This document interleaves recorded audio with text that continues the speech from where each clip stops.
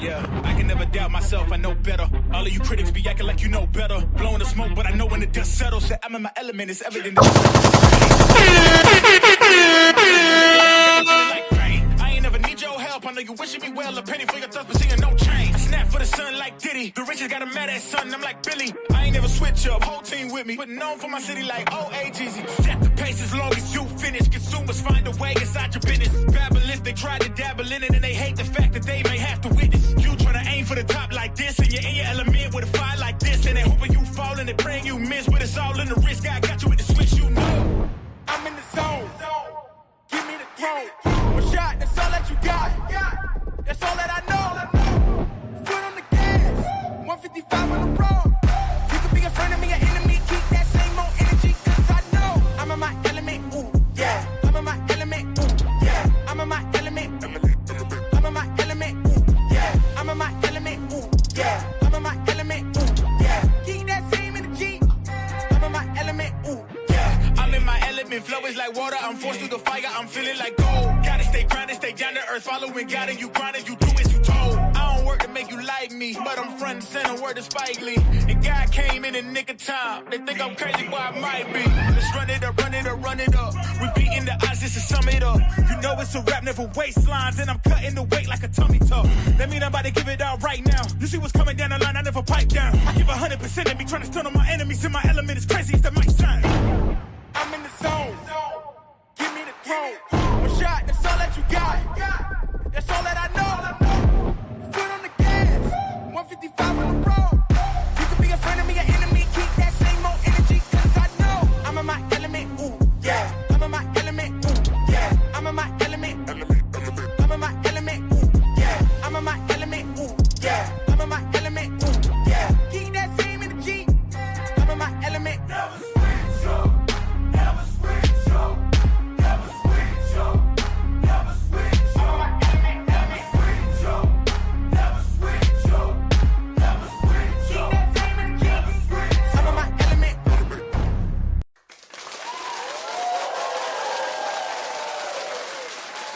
Yeah. Salute. Clap it up. Clap it up. We back at it again. Ladies and gentlemen. What's good to the people in the building? Y'all know what it is, man. News is just continuing to develop in the space.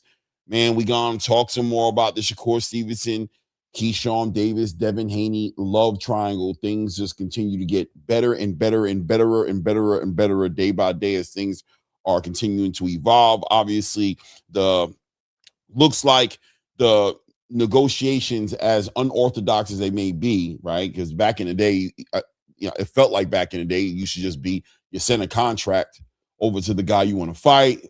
Management looks at it, lawyers look at it, they sign it, an official announcement is made, we have a fight, right? Well, nowadays with Twitter, social media, as fans, it is kind of entertaining for us, right? It is kind of entertaining. But listen, this fight right here, this whole entire back and forth with Shakur Stevenson and Devin Haney has the space just shaken up. I mean, even content creators, shout out to my brother Showbiz, who's just exhausted with dealing with reading in between the lines, trying to figure out what Shakur Stevenson, what Devin Haney, what Keyshawn Davis going on Instagram Live. He's FaceTiming people. He's making statements out there. I mean, I don't know, right? But it is what it is. This is what we get. I think as content creators and as fans, it is quite entertaining for us, right? It does build up some anticipation as to what's going to happen, gives us something to talk about. But I think more importantly, it does look like when it's all said and done, when the smoke is clear, it looks like we're going to get a fight one way or the other. Devin Haney is due for a fight, right? Period. Devin Haney's definitely due for a fight. It's about that time. He seems, I don't want to say desperate. That's not the word I'm going to say, but I am going to say that he is primed and ready for a fight. He's looking for his huckleberry. Who's it going to be, though, is a question. Will it be Keyshawn Davis? Will it be Shakur Stevenson? He's pushing for Shakur, and it looks like he's even conceded to Shakur Stevenson's terms, and Shakur Stevenson has accepted. Now, of course, now we have the whole Keyshawn Davis love triangle part of it, because once again, it seems like Shakur Stevenson is undercutting or undermining or taking away a fight from Keyshawn Davis. Or is that what's really happening, right? I mean, that's what the space would have you believe as well, as creators in the space. Shout out to my brother Blue Blood, who's trying to get Keyshawn Davis to wake up, smell the roses, right? He wants him to smell the roses. Keyshawn, you can't continue living in the shadow of your big brother, Shakur Stevenson. You guys keep bumping heads too much. Something needs to be done. I don't know what the advice would be for Keyshawn Davis. But on the back end of that, Keyshawn Davis does seem to have backup plans, right? Because it would look fair to speculate into the direction that if Devin Haney did take this catchweight fight with Shakur Stevenson, that his WBO title would then be in danger of being stripped from him, right? Being that this would be a mandatory that he's not taking. How would the WBO process that? If they were to force Devin Haney to vacate or strip him of that title, it does seem as though a vacant title at 147 would be available. You'd have to believe that Keyshawn Davis being the mandatory would be involved in that conversation. I believe number 1 or number 2 in that sanctioned body rankings is Brian Norman Jr. They already fought on the same card already. I think there was already somewhat of a Brian Norman Jr. versus Keyshawn Davis possibility in the air at that time. So naturally, it seems like that would be a fight that would be on the card. We'll talk about it though, because is that a fight that makes sense? Is Keyshawn Davis camping at 147? That at some point or another, is him and Shakur Stevenson going to have to figure it out one way or the other, or are they going to be able to continue to navigate and work around the elephant in the room? That is your great friend or your brother, as both gentlemen have stated, but you guys happen to be around the same weight class, and it seems like the wires keep getting crossed in between them. Devin Haney, on the other hand, chasing the bag. Devin Haney chasing the bag. Are we surprised? I don't know. Are we surprised? I'm trying to put my surprise face on. Oh, Devin Haney seems to be chasing the bag, right? So impatient Devin Haney is. So ready to go, wants to make the Shakur fight happen right now. Now, you speak to some people and they'll tell you that the reason is because Devin Haney is a very competitive fighter. He just wants to make the biggest fights. It's not about the money per se. Okay. Not about the money. He just wants the fight to be competitive. He wants the best fight that could be made right now. And I don't think we could argue that Devin Haney versus Shakur Stevenson is the best fight that could be made right now. But at the same time, you know me, I can play devil's advocate, right, guys? We can do devil's advocate. And devil's advocate would say that, well, Devin Shakur is coming to 147 eventually. He just wants to go ahead and campaign and do some things at 135, 140. I mean, why put an asterisk next to this fight and have it be a catchweight fight where you'd be cutting 3 pounds?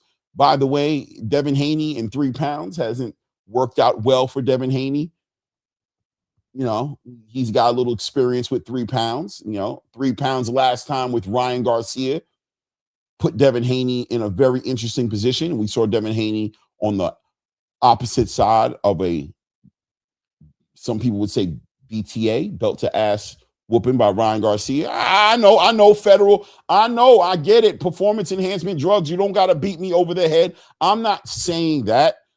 That wasn't part of it, but still bad luck. 3.5 pounds from Ryan Garcia. Money, big payday, sacrificing for the fans. The last time Devin Haney put his logic, I would say, to the side in the spirit of entertaining the fans, right? Not about getting the money, of course. It didn't work out that well for him. Well, he's back at it again while Bill Haney was campaigning, going on a media campaign. Missed my channel, right? He missed my channel that day. Very important day for Bill Haney that day. Devin was on Twitter, going back and forth with Shakur Stevenson, agreeing to a catch weight of 144 pounds. Again, another 3 pounds. Hopefully it's not for the money, but Shakur Stevenson will be going up 4 pounds. In this case, as Shakur stated he was willing to do. Both guys will be making their biggest paydays, right? At least Shakur would definitely be making his biggest payday. I don't know if this would be Devin Haney's biggest payday. I would assume it would be, being that Turkey and Zuffa and all these other invested parties would be investing into the fight. He's He's willing to do it again, right? So I wonder how much that was. It didn't seem like that was part of the plan, right? Devin Haney, the Haneys, Bill Haney, Devin Haney, anytime they were confronted with the option or the reality of what Shakur Stevenson was offering, they stood adamantly behind the wall of no more cutting weight, no more rehydration clauses, no more depleting ourselves before we get into these important fights. They just weren't willing to do it, even when confronted with it with Jay Prince on $1 million worth of game, right? They weren't willing to do it, but in the spirit of the best fights being made, Devin Haney has decided to pivot from that standpoint and make this happen at 144 pounds at a catchweight fight. I wonder why they didn't do it in the beginning, right? Earlier, why didn't Devin Haney just go ahead and agree to the catchweight at 144? Why go through all of this? Why was there such a negotiation? I mean, money does change things. And I'm trying to stay away from the money because, I have friends, who are mutual friends in the space who are letting me know that it's not necessarily about the money. This is about the dog in Devin Haney. This is about Devin Haney willing to take that extra step. And, he feels confident that he can compete at 144. I would argue that I co-sign that. I did feel like Devin Haney could do it, being that we saw Devin Haney do that with Jose Ramirez recently, 2 fights ago at least, fight at 144 pounds, a catchweight fight, and he looked great in that fight. But listen, you never know. You can't tell somebody how they feel about their body, how their body's treating them. Devin Haney at one point or another felt like this wasn't going to make sense, didn't want to do the weight cut anymore, but has in the present moment in real time changed his mind. And we can deal with the real time data for what it is. How does that play out in the fight? Is this advantage Shakur, or is this really doesn't make a difference? Is there still an advantage there for Devin Haney at 144 pounds? Is he the same Devin Haney at 144 than he would have been at 147?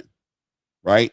That's going to be the question. And as things are being negotiated and deals are being ironed out, that's what we're waiting on as far as a boxing channel, as far as boxing fans are concerned. That's what we're waiting on to find out on fight night between Shakur Stevenson and Devin Haney. And who is Shakur Stevenson at 144? We saw what he looked like at 140. And guys, you could let me know in the comments, but it feels like Shakur looked great at 140, right? I mean, better than maybe some people expected, being that he was supposed to be going up in weight from 135 to fight and do something special, challenge himself. But Shakur planned on going back down to 135. But he looked so good at 140. A lot of fighters finding out that the going up in weight is more comfortable for them. Look at David Benavidez at 200 pounds. Ridiculous. Power translated. All of a sudden, he was a way better looking 200-pound cruiserweight fighter than he was a 175-pound light heavyweight fighter. He was a good-looking 168-pound fighter, right? He did well down there, dominated. But at 175, it seemed like David wasn't the best version of himself in that weight class. But in the cruiserweight division at 200 pounds, it seems like the right fit for David Benavidez. So very similar for Shakur Stevenson versus Teofimo Lopez. Shakur looked great at 140. What does he look like at 144 pounds? Shoot, this fight right here might set it off for Shakur, where he might not want to come back down again. Then we're back to the same old story of Shakur and Keyshawn being in the same division. Anyway, it is what it is, right? On other news announcements being made, let's not forget it is fight week as well. First of all, let's say that as well. So we are looking forward to Bam Rodriguez fighting against Antonio the Kingdom Vargas, right? This fight right here, Bam Rodriguez making his debut at 118 pounds. We'll talk about that fight as well, as Bam Rodriguez is making an argument for the boxing space, which I think has already been made in a legitimate way. But if you need a litmus test for Bam Rodriguez to try to figure out where Bam Rodriguez is going to be or what he's going to look like against the elephant in the room, which is Monster Inoue, the big payday for a bunch of fighters at 126, and obviously a Bam Rodriguez who's going up in weight. This could be the litmus test against an Antonio Vargas. So you really see how his power, how his skill set, how he translates coming from 115 pounds and, potentially going up as high as 122 pounds to fight against Bam Rodriguez. We will talk about that as well. Keyshawn Davis goes on the wave and calls out. I got a question also for the community. Is there a criteria where if Devin Haney does vacate his WBO title or allow it to be stripped from him in order to make this fight with Shakur Stevenson, is he officially in some way or another ducking Keyshawn Davis? Now, you let Keyshawn Davis tell the story, without a doubt, it's a duck from his point of view. You're going out of the weight class. You're vacating your belt. You're not handling your business against a mandatory who happens to be on your list.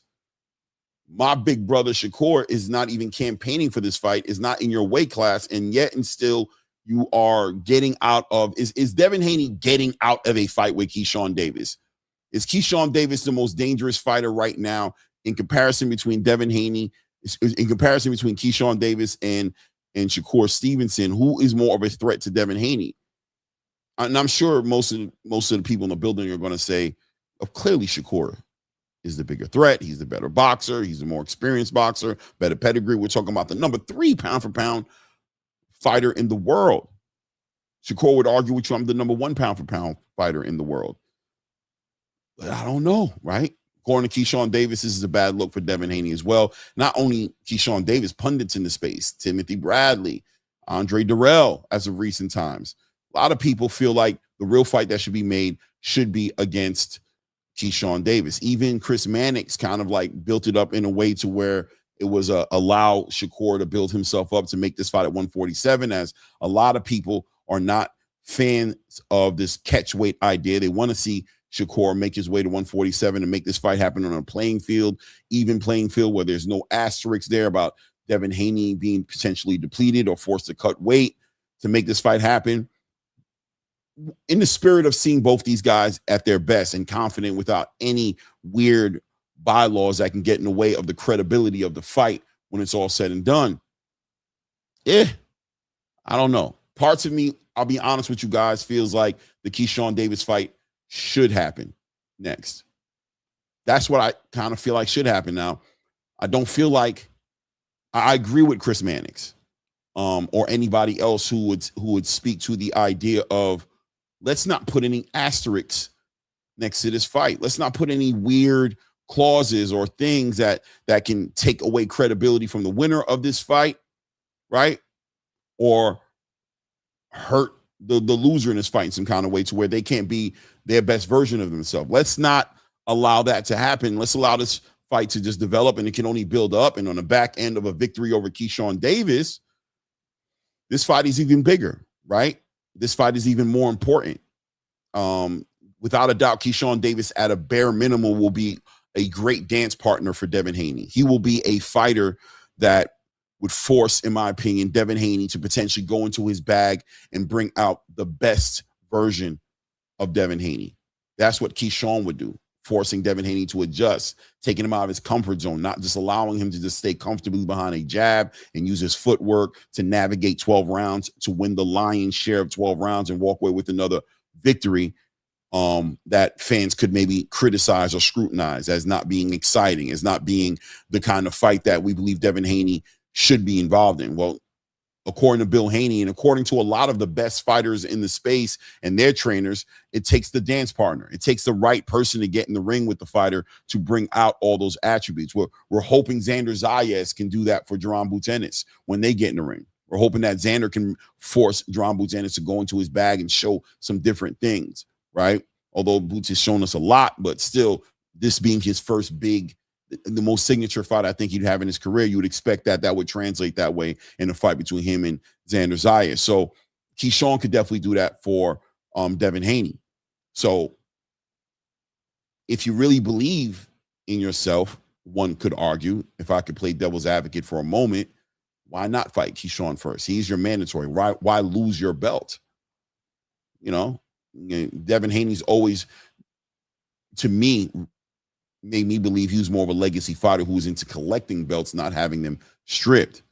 I mean, that happened with the WBC title he was holding at 140 pounds, but I think we'd all agree that the exception isn't the rule in that type of situation, being all the different parts that were involved in that fight. But for the most part, Devin Haney's been belt collector, an accolade collector, lineal title, undisputed, youngest undisputed champion of the 4-belt era, et cetera, et cetera. And looks like he was back on that journey again to try to do it again.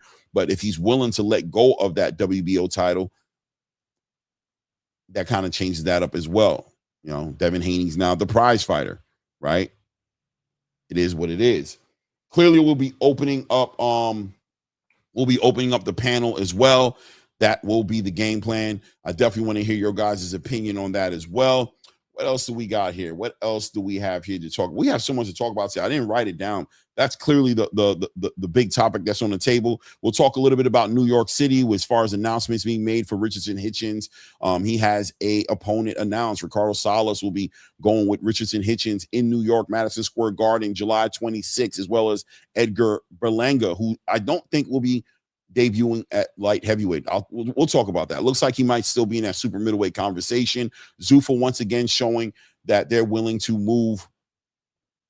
You know, they're willing to adjust to the real-time data, right? Zuffa is not dead set fast on, you know, moving away from the sanctioning bodies. It seems like they keep on showing their willingness to work through this and help fighters like Richardson Hitchens, like Shakur Stevenson's rumored, Devin Haney rumored, Ajayo Bataya, you know, all these fighters that are coming over with traditional space, right? Ambition, still look like they can operate in that same capacity with Zuffa Boxing.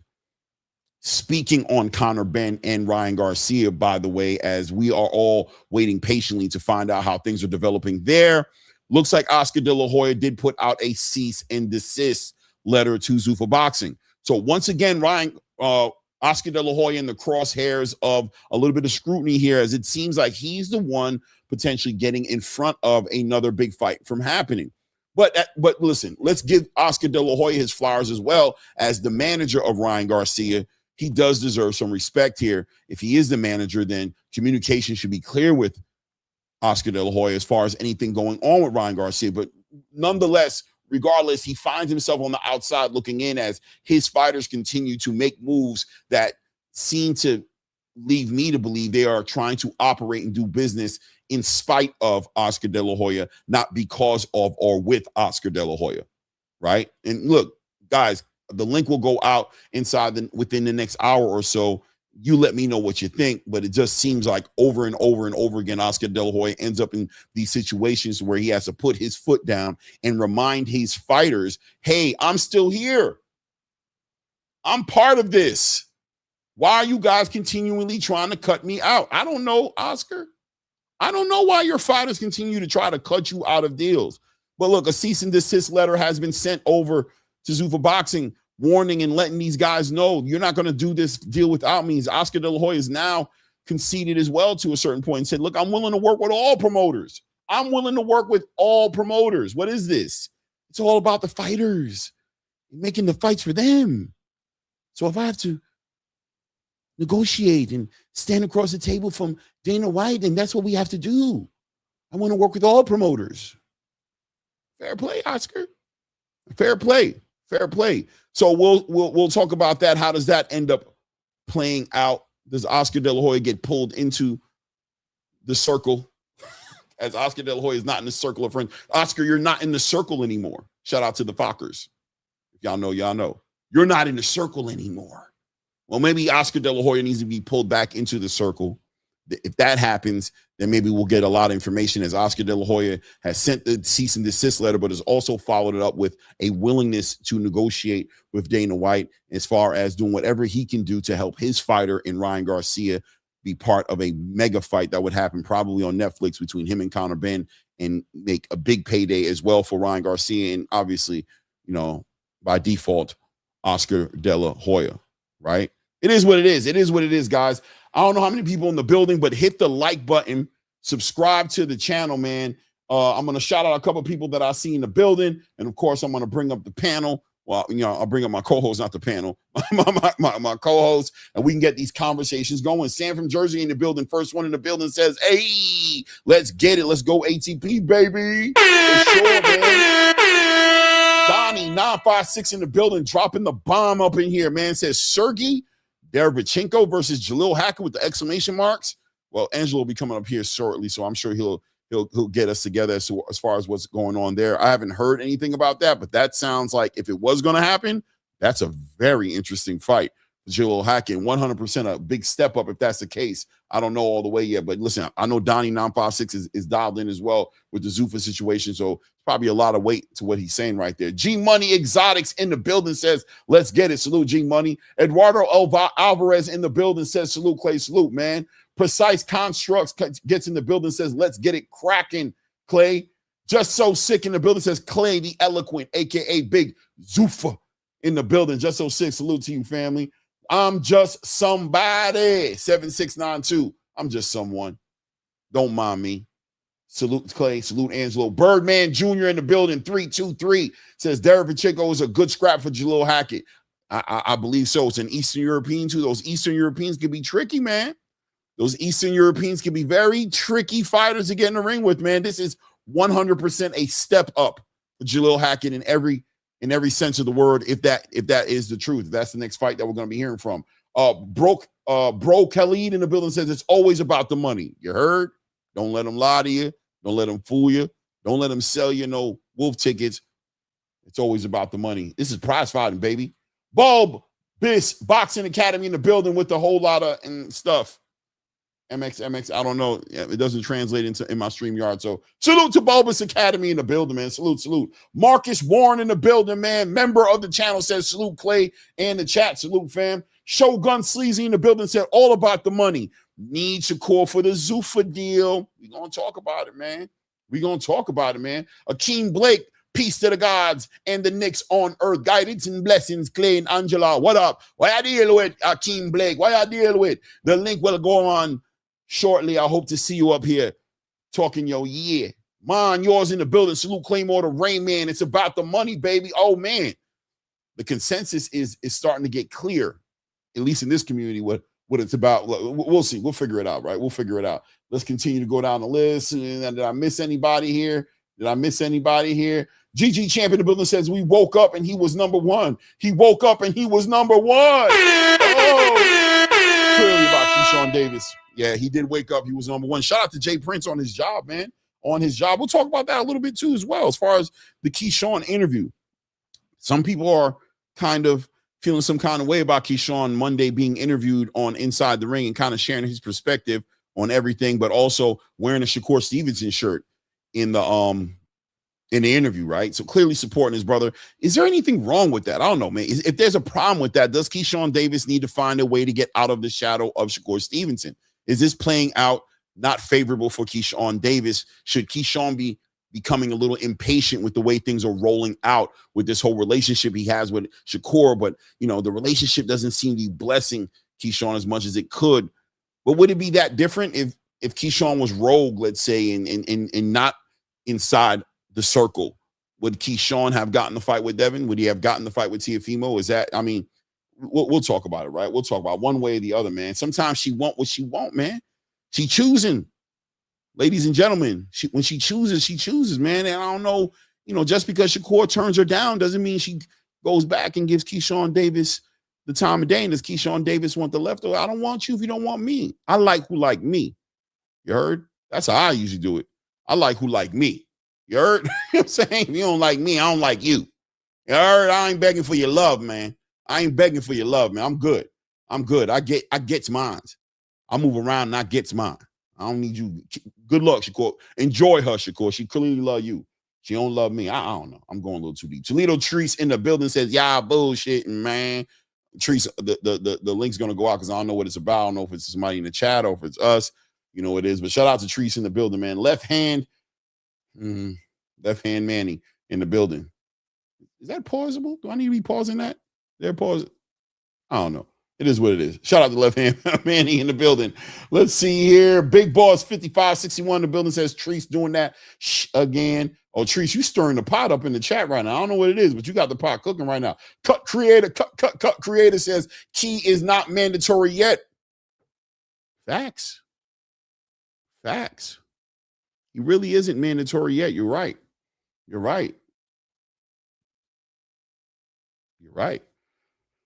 Treese, you need to be talking about O'Shea Jones, who fights this weekend. We could talk about O'Shea. I know she's fighting this weekend on that card as well. Let's see here. Cam 804 Virginia in the building says Shakur fight is for the money. There is no Shakur fight if Haney loses to Key. Oh, so are we managing the risk? Is Devin Haney managing the risk? Is there too much risk to get in the ring with Keyshawn Davis? I thought Keyshawn Davis only had 15 fights in his career and, was beneath Devin Haney. Wasn't ready for Devin Haney. Was being moved too fast tracked. Are they managing risk? Say it ain't so. No, that's not what it is. I don't think that's what it is. I don't think it's managing risk, man. One would argue there's a bigger risk against Shakur Stevenson. Come on, guys. No way. Devin is not managing. Devin Haney and Bill Haney is not managing risk. They just simply want to fight the best fights. I don't believe you. I'm not going to believe you. Let me see here. Easy Blends in the building says Oscar out here ruining shit. Oscar, man. He looks, as of late, Oscar De La Hoya looks,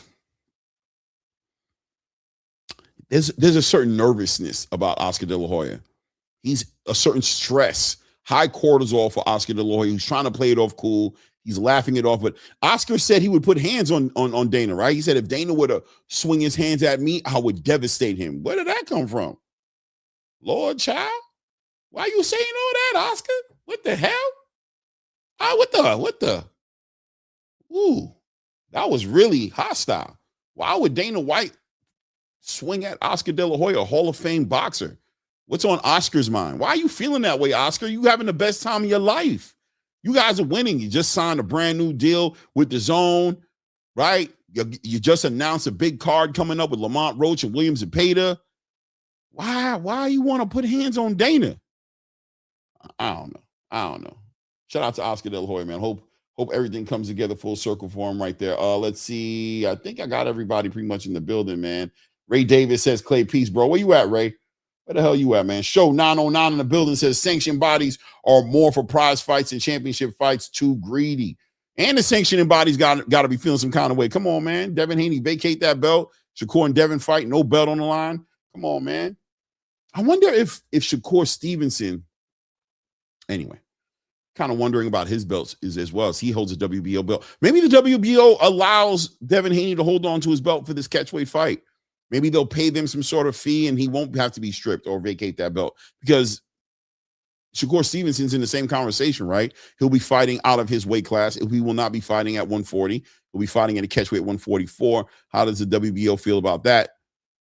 I don't know. And at the same time, like my brother just said in the chat here, the WBO hasn't officially announced Keyshawn Davis as a mandatory to Devin Haney. So maybe Devin Haney does continue to operate, do this catchweight fight, and still hold on to his WBO title, right? It's very possible. Billy Cruz in the building says Shakur by masterclass. Man, listen, man.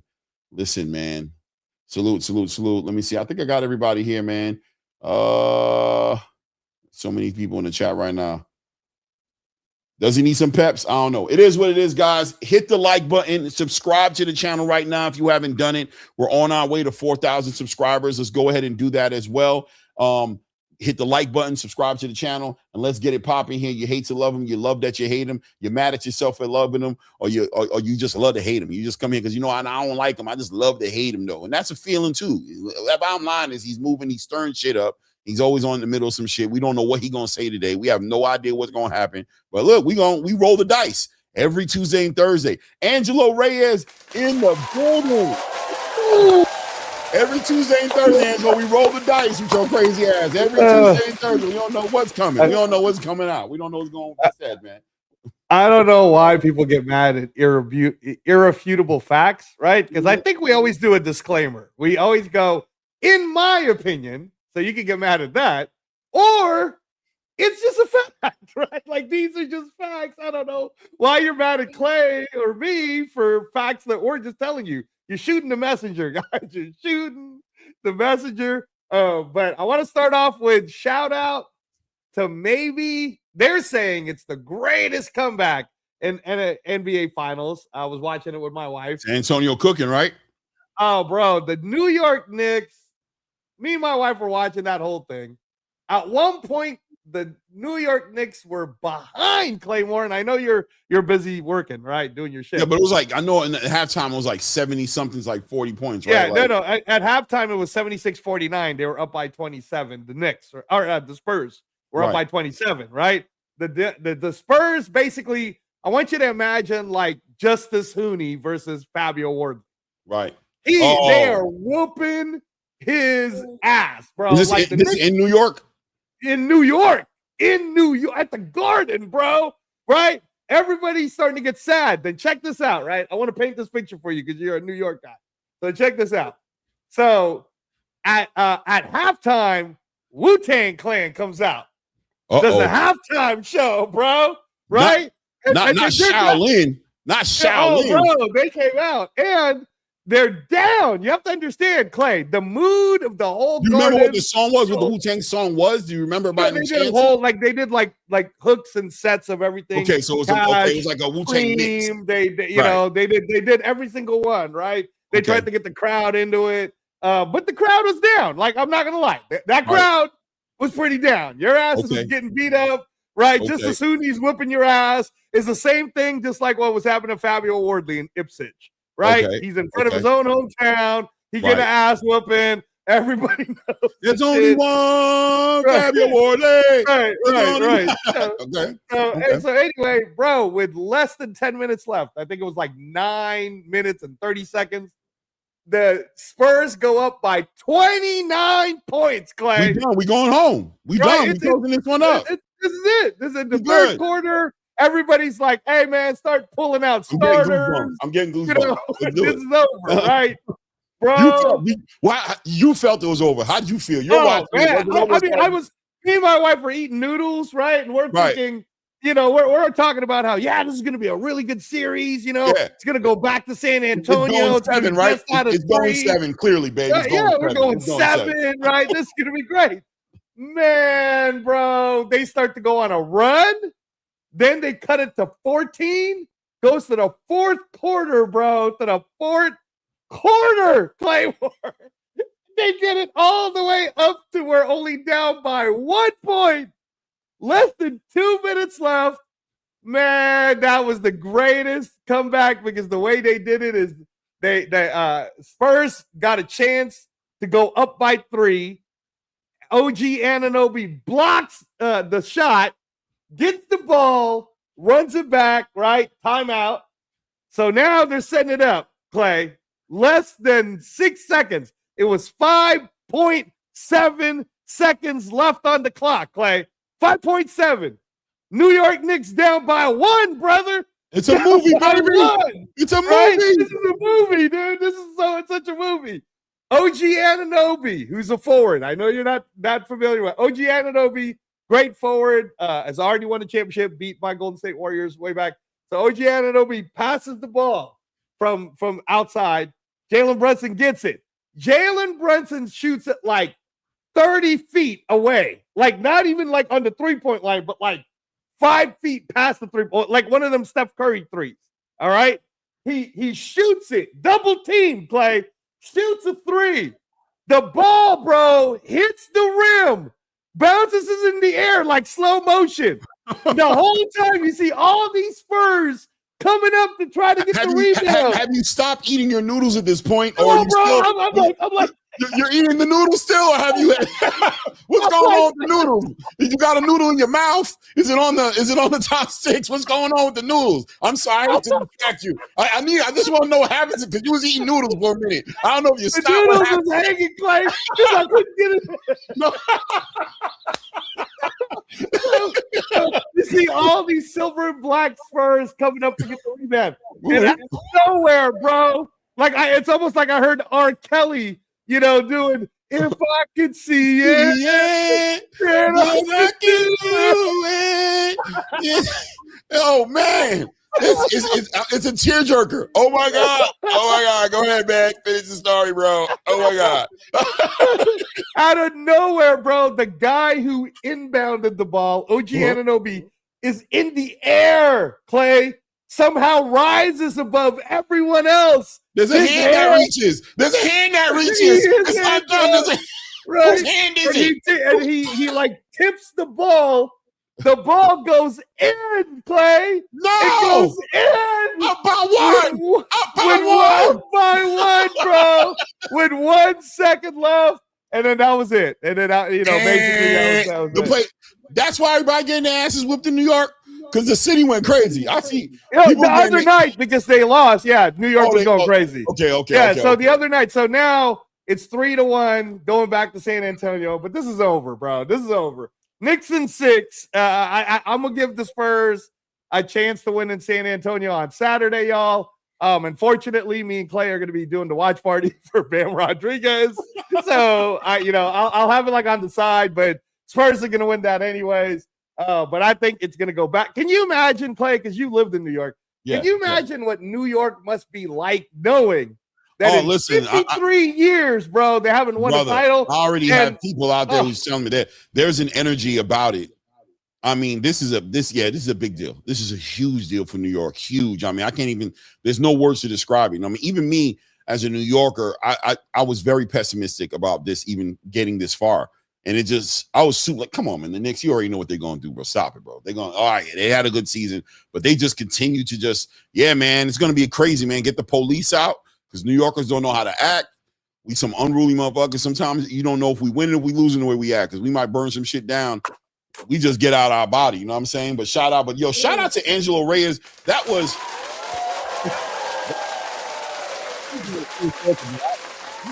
I definitely felt the FOMO. I felt like I missed out on something serious, man. I definitely felt like I missed out on something serious, bro. Without a doubt, bro. Man, it was like, remember how you got chills when Alan Chavez scored that knockout? Yeah. It was like that, bro. It was like, oh my God, I can't believe what I'm watching. I cannot believe what I'm seeing here. This electricity. Yeah, the electricity. Anyways, I mean, hold on. Let me bring up Ray Davis. Ray Davis is popping up in the back, man. Ray Davis in the building. What's up? Yo, listen, man. You ain't got to tell me nothing. I got play-by-play, so everything Angelo just told you. I was texting Ray.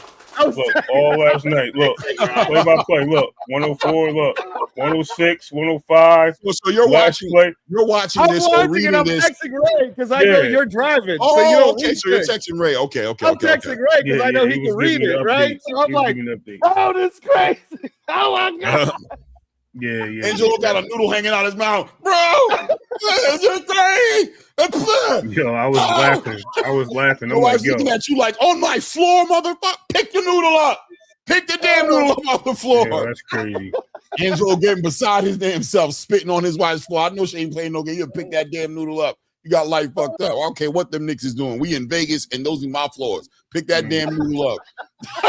Pick that damn noodle up. Get beside yourself, brother. Put the bowl down if you can't handle it, Angelo. Put the bowl down. It is what it is, man. Put the bowl down. But that was crazy. It was amazing. It was an amazing thing to watch. And what I was going to say to kind of land my plane on it is, in America, we're so blessed to have, because the World Cup's going on too. So we have so many. Shout out to Haiti. Yeah. Shout out to Haiti. I think Germany's playing today. But the World Cup is a huge deal, right? We're talking like 1 billion people are watching that shit. Like it's a big deal. But in America, we have so many options to be sports fans, right? And we do really have the best here, that it's so cool. I mean, like if you saw, even they do clips, Clay, of all the different languages that was calling that final like tip in. It was so dramatic, right? And on top of that, Clay, I'm wearing my Golden Knight shit, bro. We got our ass kicked on the last game. We're playing tonight. This is a must-win game for us, or we're done, son. We're out. We got to win tonight so that we get, so we get a chance to come back and win the whole series on Sunday. So we have that option, right, Clay? And then UFC Freedom 250, bro. It's the big, Sunday. I mean, it's on Sunday. Like I can't tell you how many news, like regular ass news, right? Like they don't put Dana White on Time Magazine as Man of the Year, bro. Like they're going crazy right now over that. They're going crazy, right? Yeah. So we're the hotbed right now. America is the hotbed. You got the Knicks doing it. My Vegas Golden Knights trying to do it. You got UFC doing it. And you know, we the best in the business covering the boxing, man, trying to let people know that Bam Rodriguez, who's pound for pound number 4, is it, Clay, right now? Number 4, but let me but let me tell you, this is what I've heard according to some of the panelists at Ring Magazine. If he wins this fight against Vargas, they're talking about moving him to number 2 behind Inoue and dropping Usyk because Usyk, you know, right, just for a kickboxer. Right. I mean, look, man, I'm not mad at it. I'm not mad at Bam being number 2 and Shakur being number 3. I think Shakur's next fight would arguably put him back over Bam at number 2, or maybe, you know, I don't know, number 1 spot. The fight with, you know, a fight with Devin Haney, a victory over Devin Haney is going to do something crazy for Shakur's career, right? Both fighters' career, to be honest with you, right? Both fighters, obviously. You know what I mean? In fact, let me ask you that. So let's say Shakur Haney does happen, which, in all honesty, I don't think it's going to happen right now. I think it'll eventually happen, but I don't think it will. But I hope it does. But should it happen, or should it not? I think it should. I think it should. I think that if we want to bring boxing back to full circle of what the 70s and the 80s were, this is the type of shit that can't happen. Like in fact, you know what the narrative is outside the United States when it comes to boxing, and even Dana White and so many others have admitted that the UK is the one that's been holding down boxing 100% for the longest time, right? Okay. The narrative is, or what people are talking about is, it's not that we don't have the best fighters. The problem that we have is the best fighters that we have don't want to fight each other. And in all the other countries, Clay, that's what they do. UK people, you just saw Daniel Dubois fight Fabio Wardley. And you and I are both Americans, bro, discussing 2 UK fighters, right? You had your UK guy, I had my UK guy. Why you and I got UK people, Clay? You know what I mean? Like, bro. Why are we talking about Americans fighting each other, right? And that's the thing. Why couldn't I see Mozzie fight Richard Torres? Because in hindsight, now that I saw what I saw, I don't know. I mean, Mozzie should be the major underdog. But how do I know Mozzie doesn't score an upset knockout the same way Fabio Wardley scored an upset knockout against Justice Huni, right? And why punish Richard Torres for losing? It's like, hey, bro, that's what happens in the sport. You win some, you lose some. No, but you live the fight. You live the fight another day. Right. So blame these whack ass promoters. I don't want to say no names, but some of them be throwing out cease and desist letters to try to stop we got so much to talk about when it comes to that. Oh my God. I'm throwing them out now. Hold on. Here's one for you. Here's one for you. Here's one for Clay. Stop talking about my boy, bro. I'm at to see y'all in court. Listen. I'm seeing he's sending them out. Everybody get a see. You get one, everybody get one, right? It is what it is, man. No, listen, but there's an argument out there right now about this fight, man, with Shakur and Devin, right? Obviously, Keyshawn Davis, this love triangle is crazy, right? I want the Devin Keyshawn fight. I don't care. But I'll take the bigger fight because it means more to the sport for the fans.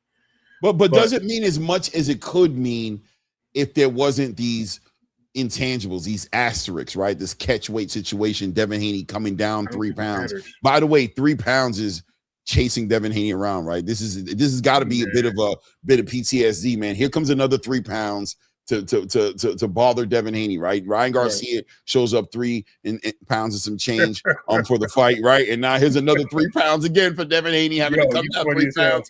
I'm just saying, at the end of the day, that's funny.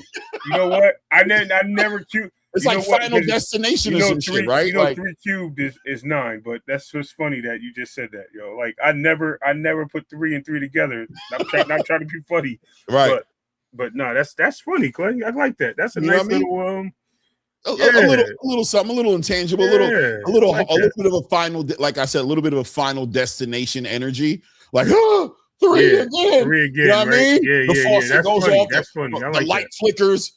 You know what I'm saying? Hide all the sharp objects in the house, Devin. Put all the sharp objects away, man. Bro. When Death is calling you. Yeah, you better go fight Keyshawn, bro. Stay away from that 3.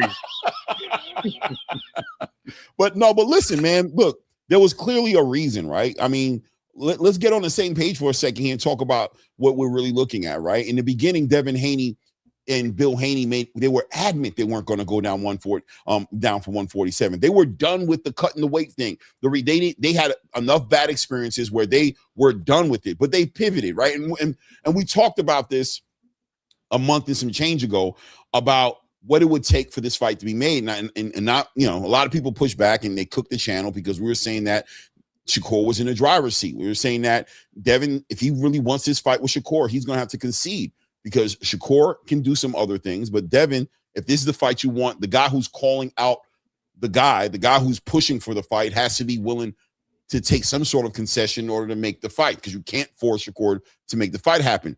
But why was it such a big deal in the beginning? Why was it such a big deal? Why didn't Devin just start off saying, all right, let's do a catchweight, 144? Sounds good to me. Why was he so adamant about leaving 147 to meet him halfway? Any answers, gentlemen? You talking about? Well, I wanted to see what, because Ray, he's huge on Devin Haney. Initially, let me tell you something. Initially, I didn't think they were going to budge anyway, right? And I always had a feeling, like in the back of my mind, that Clay was right on this. It sucks to say it, but you got to admit it. No, I'm not, because sometimes Clay always right, bro. When somebody always right. When somebody always right about something, you always want them to be wrong sometimes. So I was standing my ground. I'm like, no, Clay, you're gonna be wrong on this one. You can't always be right. Listen, I seen it coming when he first said it and broke it down. I was like, damn, this motherfucker, bro. And I'm just sitting there like, no, Devin gonna stand on his ground, which they did to a degree, and Devin made the move himself. I think obviously Bill didn't want it to happen, right? We all heard the winds of that. He didn't want it to happen. Devin decided to do it. I think deep down inside, Devin knew he could make the 144. I just think because like I said, if you go back previously, I think before he came back into the ring against Ramirez, he stated that anywhere from 140 to 147, I'm going to fight at, and I'm going to pick the weight that I want to fight at no matter what. And I think he was trying to stand on that, right? Because if he's standing on what he said, he's basically saying he's going to dictate the terms. So now when that got flipped, and he could have probably said 144, but now Shakur said 144. So who's dictating the terms now? Not Devin. Shakur is. So now that looks a certain way. So I think ultimately Devin was trying to stand on business, right? And I just think that he got to the point where I could fucking make the weight. What the hell am I doing? If I have to concede, I'll concede. But you know what? I'm gonna pull his card. If he wants to make the fight, we'll make the fight. If he don't want to make the fight, he's gonna walk away. We're gonna see how much he really wants to fight. So both things happen, regardless of it being the situation that it is. But yeah, that concession, bro, that shit hurt, bro. I ain't gonna lie, Clay. I was mad, bro. I was like, damn you, Devin, damn it. No, but trust me. But I was okay with it. A good friend of mine who's very close to that. By the way, all that was happening while we were doing the show, right? Yeah, I know. I remember. Right? Because Bill was supposed to be coming on to the show. By the way, Bill, right? But that all this was cooking in the background. But Angelo, the stance was so firm, right? Mm-hmm. We agreed, right? Me and you spoke about it, and we came to the conclusion damn near together. When by the time we got to the show, I was the one who delivered it, but we were talking about it so in depth, but we understood there was no way around it, right? Like it was either you're going to move away from this and let this be, and we'll see you guys in 2027, 2028, or you're going to have to concede because Shakur just didn't have to move off of he didn't have to pivot off of his stance. He had so many, Shakur just has this, and we talk about this, but he has this, the money man energy around him. Even though people want to argue, what has he done? It doesn't matter. Right now, at this moment, it seems like Shakur is tied into a lot of your favorite fighters' biggest paydays. And Shakur seems to just need to make a choice. You next. And I'm sure he's loving that position. But Devin had to kind of concede to that if this fight was going to happen. But I don't know if I thought he was going to do it, though, right? I didn't think he was going to do it until Mike Coppinger made the announcement. When Mike Coppinger said they were back at the negotiation table, like, yeah, they're trying to, I was like, oh boy, he's getting ready to concede. But how'd you feel about it? Did you see it coming? I pretty much answered that for you. You definitely saw it coming. But what was the big deal, in your opinion, of Devin pivoting off that 147 stance and just conceding early, making this fight a big fight, having an announcement what, 3-4 months ago, sometime right after the Teofimo Lopez fight. Why was it such a big deal? Why did Bill Haney and Devin Haney stand firm that we were not going to go down 147? Yeah, no, I mean, Ray had a good theory on it that he was saying, he thinks that it was kind of like they would do it, but they want to just make sure they got the money. What I could tell you, and again, I'll say it like this, Clay, in my opinion, based on things that I've heard from other people, I knew about Haney signing to Zuffa. I knew about Shakur signing to Zuffa. We've talked about it. I've said it non-jokingly on the show. Hey guys, you're gonna hear these announcements coming in. So they're both there, Clay. The difference though is if I say, hey Claymore, I'm gonna have you be RB2, and you can take that position. You'll still be like in the starter group, you're RB2, but this is the money I'm gonna give you. Or you're gonna be my RB1. I'm gonna give you all the carries, but you got to play against the Eagles, or you got to play, you know what I mean? But it's like, well, you can't give me the same money. You got to give me more money, right? So I think, and I wish Bill was here because he spent like an hour and 20 minutes with Champ Side, talking to the people. So I don't want to try to put words in his mouth, but he does appreciate it if you kind of try to not attack him, but like just call him out on something or talk to him about it, right? I would want to ask him, like, Shakur seems to be okay with, and Shakur even said it on his Twitter already. All joking aside, my next fight announcement's coming really soon, right? Because he knows, Clay, what I already told you, which is, are you going to get mad if the next fight for Shakur ends up being the winner of De Los Santos versus Rayo Valenzuela? Because to your point, Shakur doesn't care if you give him whatever, $15 million to go fight the winner of, right? Like, what the hell does he care, right? These guys just gave $15 million Conor Benn to fight Regis, so why wouldn't it be $15 million for Shakur to make a Zuffa debut against a Rayo or a Edwin De Los Santos, right? So to Shakur, he's cool with that. I don't know, and again, man, I don't want to say it like this because I know Debo's not afraid to fight anyone. So this is not me saying it this way. But I'll say, Clay, you've always told me you respect Bill Haney for being such a good businessman and being a good manager, and he's always looking for the best payday and the best situation for his son. So if I told you that Devin Haney could fight Emmanuel Stanionis for a lower amount, or he could fight Shakur Stevenson for the biggest bag he can get, knowing Bill the way you know, Bill would try to push that, right? So to answer that question, I think that even him going down to 144 wouldn't have deterred him from going, damn, man, this is like the biggest payday I'm ever going to get to this point, but I beat this little guy. I'm about to be the guy, right? Like this is the Sugar Ray Leonard moment, Devin. This is it. You beat Shakur, like in fact, I'll bring it back to you, Clay. If Devin Haney, who is pound for pound number 8 right now, were to beat Shakur Stevenson, who's pound for pound number 3, but even Usyk says he should be pound for pound number 1, where would you put Devin Haney on the pound for pound list? If he beat him, 144 and all, if he beat him, where would you put him? I mean, definitely. I mean, without a doubt, he would bust into the top 5 100%. That's where he would be. And obviously, you'd have to put him above Shakur. How could he beat Shakur and be below Shakur? So Shakur's at number 3. What is that? What's going on here? What's the sound I'm hearing? That's you. That's a fan going on with Ray. That's you. Watch this. I'll just mute it and the sound went away. You definitely had something going on in the background. Right.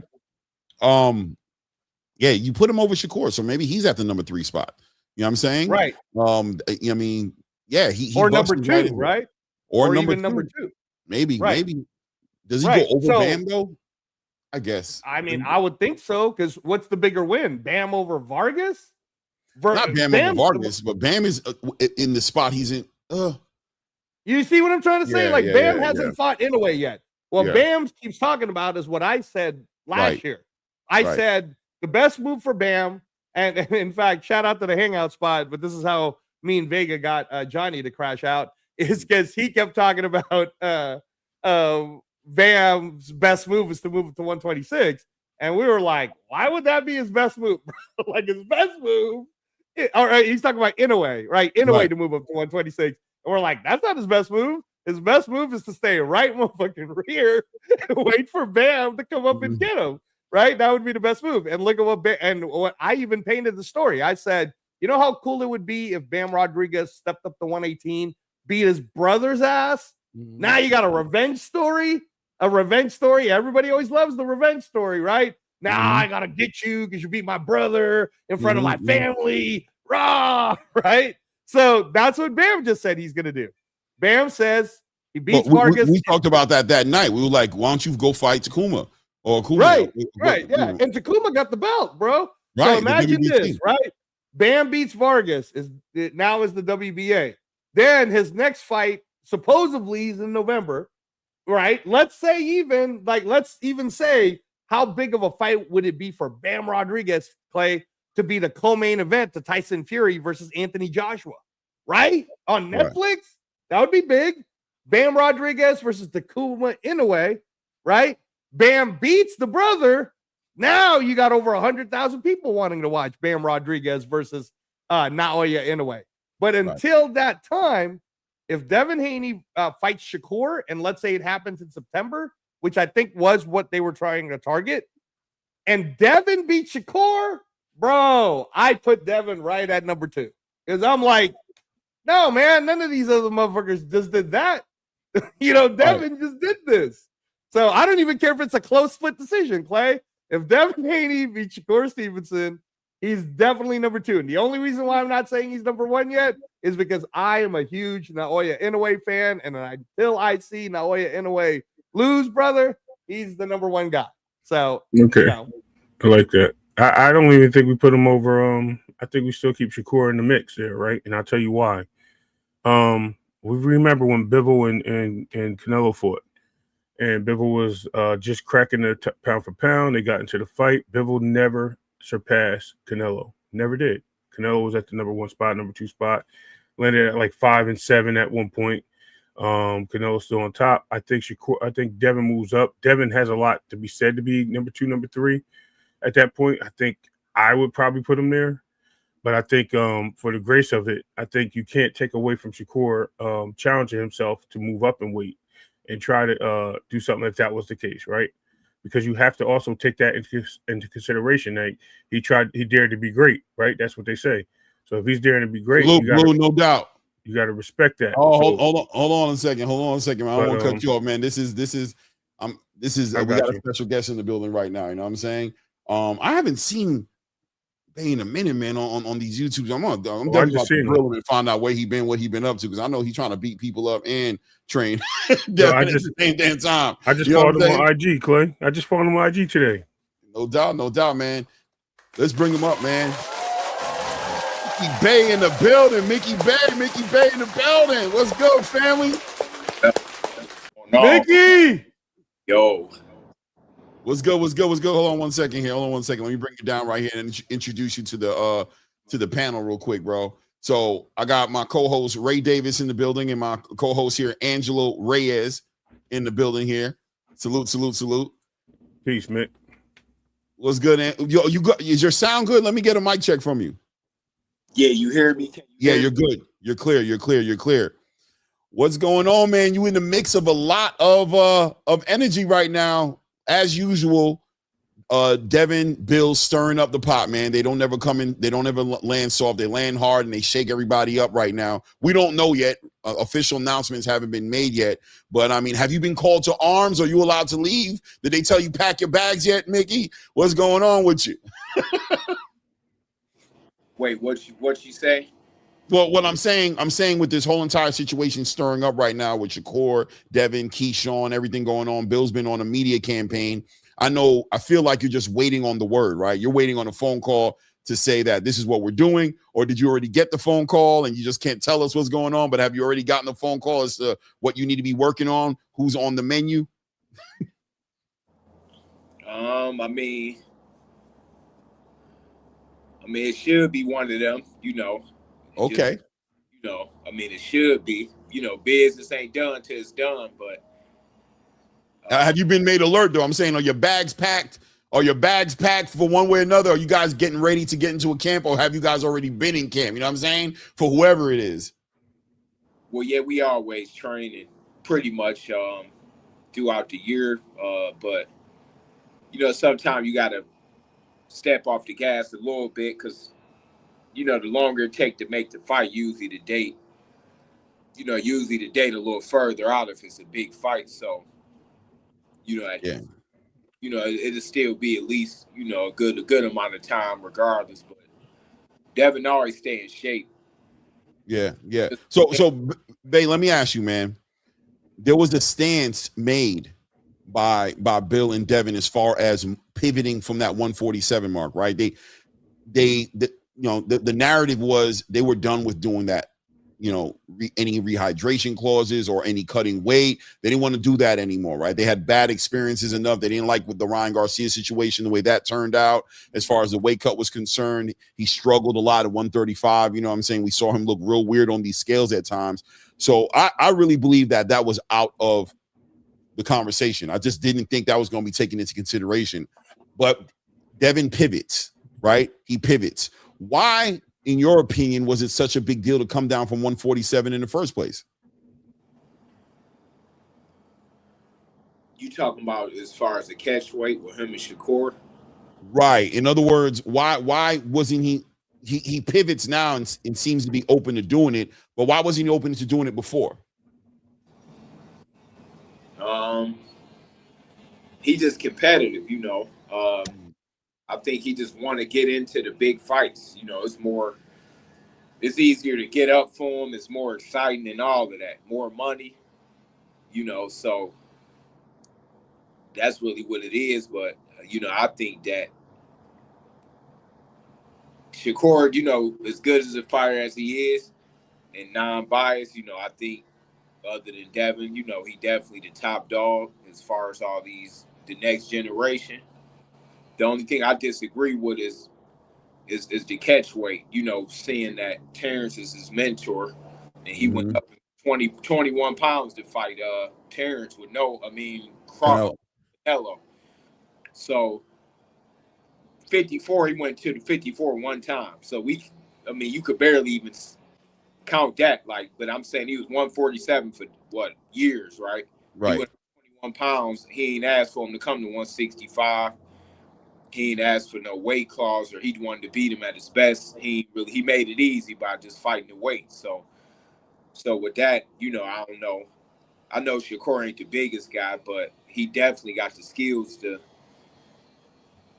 go up. Probably could beat every other 147 pounder, I'm sure.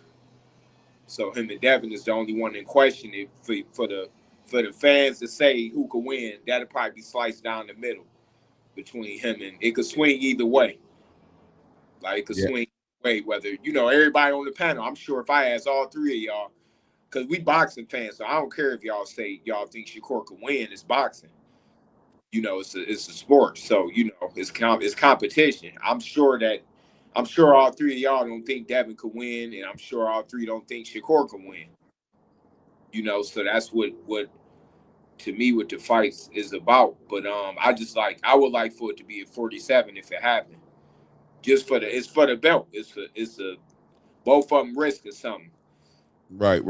Do you feel like it takes away from this fight at all with the catch weight thing hanging over it? Do you think that kind of puts an asterisk next to this fight? 100%. Yeah, it does, right? So in an ideal situation, if it was Mickey Bay's world and Mickey Bay was the one pulling the trigger and if you were the decision maker, right? You were the guy who had to pull the trigger and make a decision. Do you think you would have chose to wait for Shakur to come up to 147? Be like, you know what? You're not ready for 147. Get ready. We'll work with Keyshawn. We'll do what we're doing at 147. When you're ready, meet us there. Or do you feel like this was one of those you got to kind of, lightning in the bottle, right?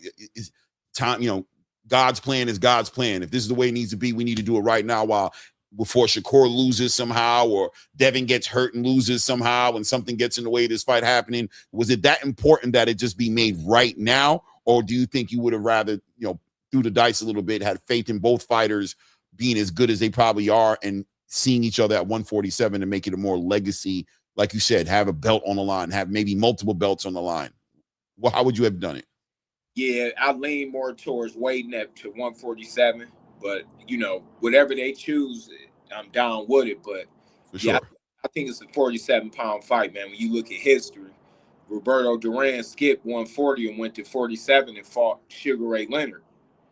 Sugar Ray Leonard was a full-fledged welterweight. Like, Devin is small too coming up. So we ain't saying that Devin an average size 147. You could say at 35 and all of that, yeah, he was the bigger guy, but he a little bigger than Shakur. But I'm saying, that Shakur is the elite fighter. But if he ain't ready to hit 47 now, I think, yeah, Keyshawn make more sense right now.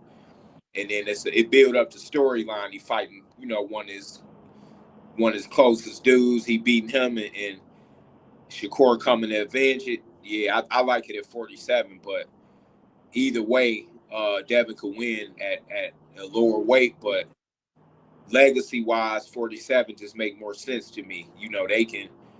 They can almost do it to where the fight solidify the number one pound for pound when him and Shakur fight. You could say that this fight is for the number one pound for pound spot, literally, because I both got them in the top 5. So, I don't, I got them both in my top 4 or 5 pound for pound. So, I think that fight could be marketed as but I don't think you could do it at a catch weight. It's kind of that 147. You could name it. I think the ring could say whoever win this fight take over as the number one pound for pound. Wow. That's real interesting. But it is what it is, though. But as far as the weight being a big deal in the beginning, and Devin pivoting from that space, he's pivoted and said, you know what, I didn't want it to be at 144, but I'm gonna do it in the spirit of making the fight. Is there an advantage concern that was there for Shakur? Like, who is it? Does this help Shakur out in any kind of way, or does Shakur also suffer for going up 4 pounds? Does he also put himself in a compromised position because we haven't seen him with that much weight? You know what I'm trying to say, Bay? Like, does this kind of like did Devin give up some high ground here by agreeing to go down to 144? I mean, he could make it. He could definitely, because he went to 47 just to have a lot of room to where 47 is a weight he probably could fight his whole career. Mm-hmm. Like Mayweather did, just fighting there to where he ain't got to drop so much weight. But he could make 44 and still, be strong and beat him there. I think it's kind of advantages on both sides, though, when it comes to that. But it'd be yet to be seen as far as when they get in the ring, because that's when it really shows. But I just think legacy-wise, 47, but the fight would be big regardless. But right. But cook some more, Him and Shakur could be the biggest fight in, like Mayweather versus Pacquiao. It'd be huge now, but I'm confident that neither one of them will lose. Yeah. So, babe, but let me ask you this, right? Your part of this, right? You jump back into the camp. You jump back into the camp with Devin. What? Basically, for was it the Jose Ramirez? Like pretty much after the Ryan Garcia, you came back in. No, Norman. Oh, so that's when you jump back in. Was Norman? Okay, that makes sense. It was months before. We worked about 3-4 months before the Norman fight. Okay. I know those guys are super happy because I remember I just always, in my mind, I've always said that you were the missing piece. I've always said that because we had conversations on Mill City and you just was always passionate about this Devin Haney situation. You were like, I just know I can get the best out of him. You just knew him in a way that you felt like a lot of people didn't know him, and you just understood what you had in front of you. And Devin, I remember you saying, if Devin Haney's at the top of his game, you like, can't nobody beat Devin. I remember you always saying that, like, Devin is that skilled where if he's on top of his game, nobody could beat him. So you finally get the opportunity. But this one right here, for a trainer, this is a big opportunity for you as well, right? This is a super technical fight. Is this something that makes your mouth water a little bit? Like, is this like an opportunity as well for you? You know what I'm saying? To jump into a situation like this and actually help to build a strategy to get at the number 3 pound for pound best fighter in the world in Shakur Stevenson?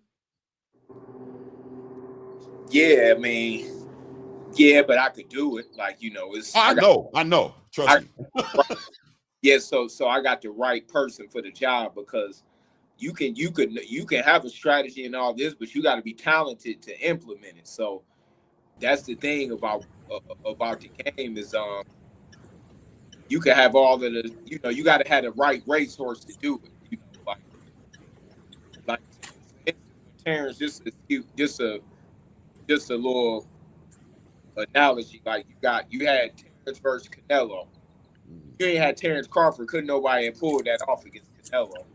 He was the right talent. If I'm not mistaken, I think he said I could bring 220, 250. Yeah, that be the only. Hold on. Okay, yeah, he muted it. Yeah. More than likely the only one I see beating Shakur around that weight. Like, I don't really see nobody else beating him.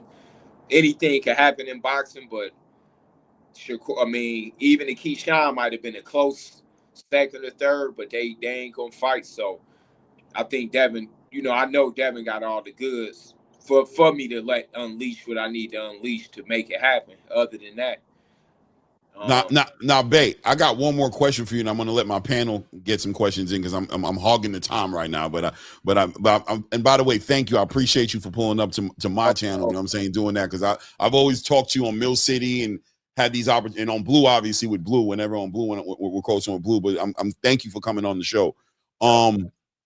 So technically, let me see if I could put this the right way here, right? Technically speaking, just technically speaking here, and I'm talking about the weight here. This question is going to be about the weight. The last time I spoke to you about Devin Haney was on Blue Blood, and we talked about it because Devin Haney, we were talking about him going up in weight, and you stated Devin can make the 140. You felt like he could do it. He just needed to do it the right way.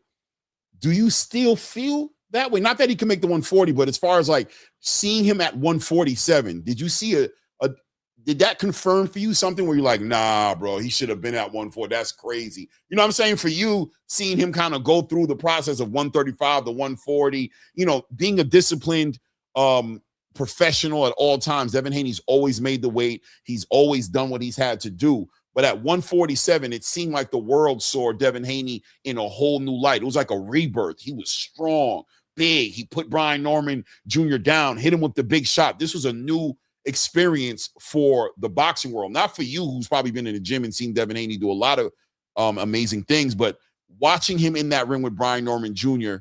at 147, just looking as strong as he was, did that confirm for you, like, nah, this 147 is where we needed to be, bro? And did that excite you one way or the other, or did it not make a difference one way or the other for you? Yeah, 147, definitely. I mean, I knew during the camp how good he felt the week of the fight. Yeah, I knew it was going to be trouble because he ain't had no problem. Like, he was eating good, ain't have to worry about his weight. So that was a big plus for him. And that was his first fight at 47. Like, you know, me being honest, if we put that Norman fight, his second fight, you know, at 47, we had to stop him and finished him. You know, that was his first one. I pretty much know at 147, Devin gonna get a lot more stoppages because he don't got to. You know, he mainly fought at 35, 40. I only think he fought there a couple times only. Right. Well, he fought Regis in that horrible Ryan Garcia situation, yeah, and then he took a break. Ryan wasn't 140, so basically Ryan was a welterweight in the ring, but right.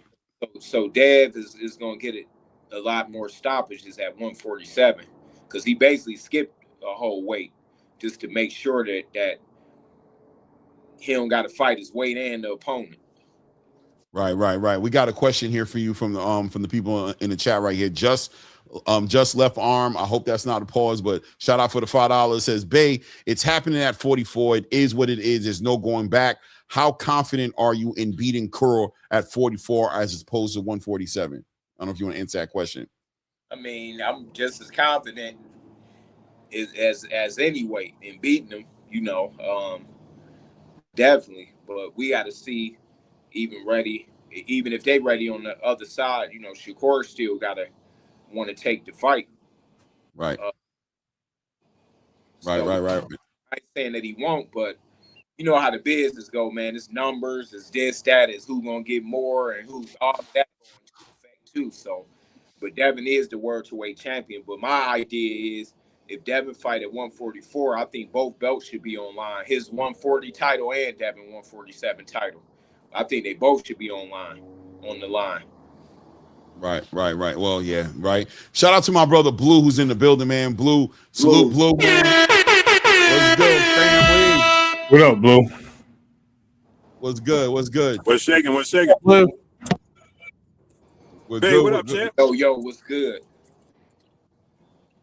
What's good? No, my bad. I just gave you the spotlight, Blue. I don't know if you wanted to say something, but let me let you focus on the road a little bit. Finish eating out a little bit. You know I'm good. I know I you. have my protein bar. You know what I'm saying? Coming from the gym or going to the gym? Nah, actually, me and my daughter's coming from tattoo parlor. Man. I went to the gym first, and then me and my daughter went to the tattoo parlor. By the way, man, super proud of you, bro. You done took this whole gym situation to the next level, bro. You was a chubby bubby, 3 Chick-fil-A chicken sandwich eating. Listen, you know the story. Hey, bro, listen. Listen, Bay is one of my motivators, man. Y'all don't understand, bro. This dude stay in shape, and he be eating snacks. Bay, tell him, Bay. Yeah, I ain't gonna lie. I got blessed with my father's metabolism, but the only thing is, it still don't make you healthy. Like, I could look right. This is my fit. I can eat anything and stay looking like this, but it don't feel the same no more. So I'm cutting back on the sugar and everything. Like, I eat it a little, but not as much. Like, I'm cutting down on the some now. Yeah, I remember Blue sitting in the parking lot, smacking out chicken sandwiches, not going home. And you know what Blue would do though? He'd eat one chicken sandwich. He wouldn't buy 3 of them at the same time, right? He'd buy one, eat it in the parking lot, and then be like, then go back. Bro. The pretzel bun joint. But now he's like a fit. Like, I seen a picture of you the other day, and I'm like, damn, man, I remember when we was in New York, bro, and you was in the gym, bro, and I was up in there on the elliptical, just like, come on, hurry up, bro, so we can go.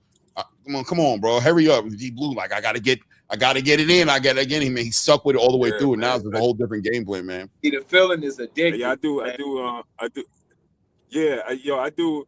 And every morning I go to the gym twice a day. So in the morning I do 200 dips, 150 pull-ups, 700 push-ups, and 100 burpees every morning.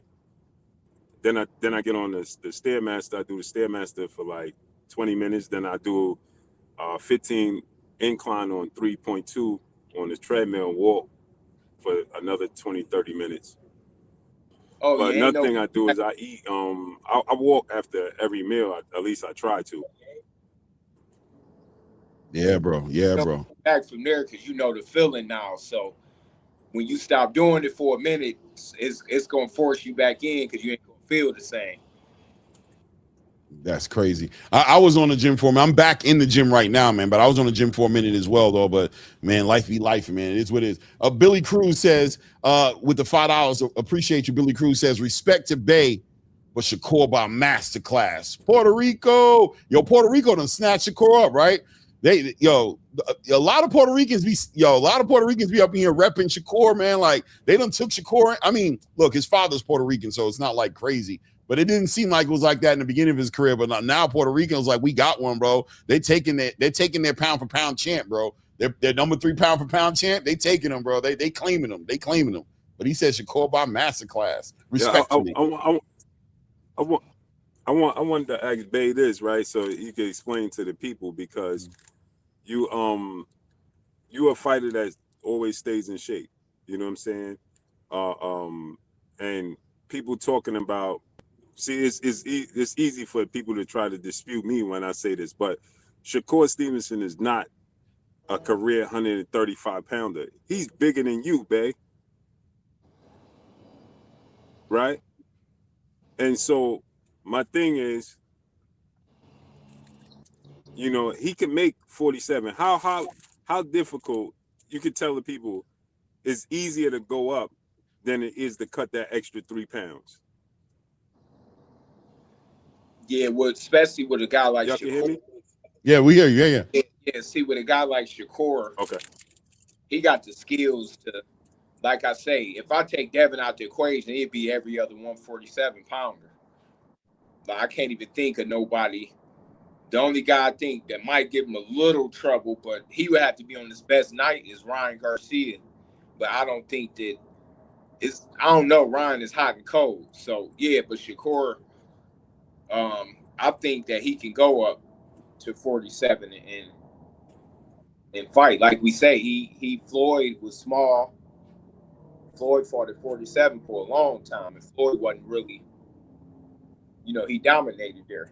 So, I would like for the fight to be at 47, but if they do it at 44, it ain't it won't aim it is just to throw it off a little bit, unless both of their belts is on the line. I think Shakur belt should be on the line and Devin's if they fight in the middle. Yeah, I mean, anything's possible with these sanctioning bodies, right? They can do whatever they feel like doing for sure. But I gotta be devil's advocate, man, right? I gotta be devil's advocate in this situation and say, yes, I don't think it's about whether Shakur can, but it is, like Shakur said in his recent interview just yesterday that dropped with Andre Ward. He said it's a business, right? It's strategy, right? It's a business.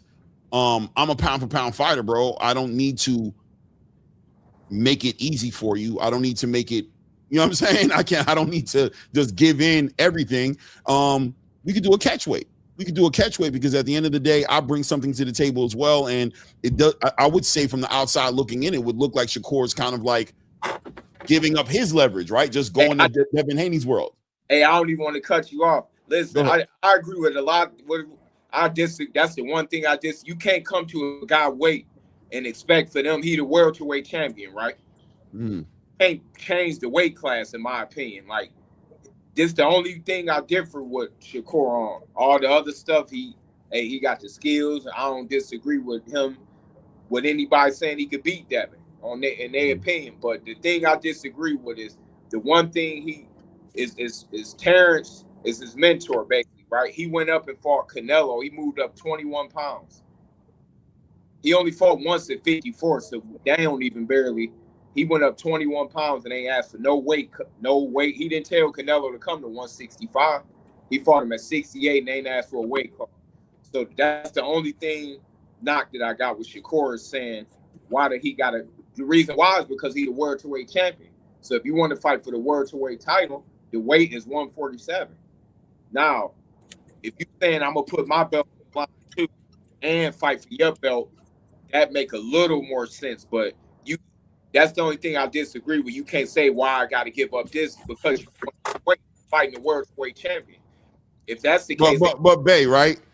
Is there not an argument there to say that Devin is the one challenging Shakur, where Shakur has said, I'm not going up to 147. I don't even want. Shakur has not issued a challenge to Devin, right? Devin and Bill are pushing for the fight with Shakur, right? So if Shakur is setting the terms and saying, listen, I'm not going to 147. I'm telling you guys, I'm campaigning at 135, 140. Now, these reporters, I can't sit in front of one without them asking me about this fight between me and you.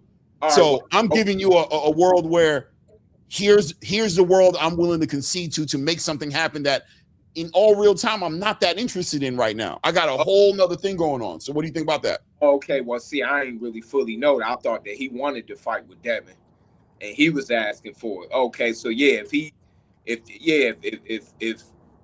asking for it, then he the welterweight champion. That'd basically be like Benavidez and Canelo would never fight if Benavidez said come to right. All right, the Canelo fight is 68. You think he'd go to 171 to fight Canelo? I think he might have to, right? If he's pushing to fight Canelo, well, couldn't Canelo be well within his right, though, right? To be like, you're pushing to get me. He going up and down. So Benavidez he fighting 200, 175, but so that ain't even a good. But I'm gonna keep using Terrence as the example. Terrence went up to 54 one time and shot straight to 68. He didn't tell Canelo to go to 65. Right. Fight you at your weight that you the champion at, and he became undisputed because of that. So, but it's confusing. So, however, If they fight, they fight. It's a big fight, but I don't think that it's a make or break. Whether they fight, I don't think it's make or break, but I always say put yourself in the shoes of the other guy for a second as well. Know what I'm saying? Because yes, I agree with you guys 100% that I personally want this fight to happen at 147. I do not want to see this fight as much at 144 as I do at 147. But like I said, devil's advocate, if I was on Shakur Stevenson's team representing his best interest, and me and Shakur, we sat down and we have this game plan about what we're going to do at 140. We want to pick up a lineal title at 135, whether it's fighting Raymond Morataya and getting a lineal there, or even, doing a catchweight fight or a lightweight fight with Oshaki Foster, or bringing up to 140 or unifying 140. Let's say we got this whole, game plan about how we're going to go to 147. We're going to do this, and this. Now, here comes a great opportunity in Devin Haney, without a doubt, to put a mega super fighter on. We got a lot of money from Saudi Arabia backing up the fight. So, yeah, we're going to entertain this fight. But at the same time, as a team, if we decided we don't want to derail all of our plans, right? In other words, I want to do something that I can recover from. I want to go somewhere in the middle, but I can come back and do the things that I wanted to do as well, where it doesn't completely throw me off. Then my advice to my fighter would be, well, let's do a catchweight. Let's do a catchweight. If he wants it that bad, because he's pushing you, he's the one calling you out. He's saying he wants to fight with you. Offer him the catchweight, but we got plans, and we don't want to derail all of our plans for one fighter. And let's acknowledge the fact that Devin Haney's probably the most complicated, probably the most likely dance partner that's going to give Shakur Stevenson the most competitive fight he's had in his whole career. So let's give Devin Haney his flowers and say we don't just want to go up to 147 not ready. We don't want to go to 147 on the win because he's acclimated. He's good. He look. By the way, we just saw him look great against Brian Norman Jr. at welterweight. I'm not just finna leave everything. I'm saying, and give him that. I want to give myself the best opportunity of beating him as well too. So wait, either A, wait for me. Go do other things, and I'll be up there in a minute. Or B, if it's itching you that bad and it needs to happen now, then a catchweight. Let me ask. I want to ask the whole panel this question though. You can't say you're the best fighter in the world then. Agreed. Asking for stipulations. You can't tell the world I'm the pound for pound number one fighter in the world when 3 pounds is separating you in a massive fight with another pound for pound fighter. But if you would have just passed on the fight, if you would have just been like, I'm not fighting you at a catchweight, I'm going to fight you at 147 when I'm ready, move on. Well, but that's all good.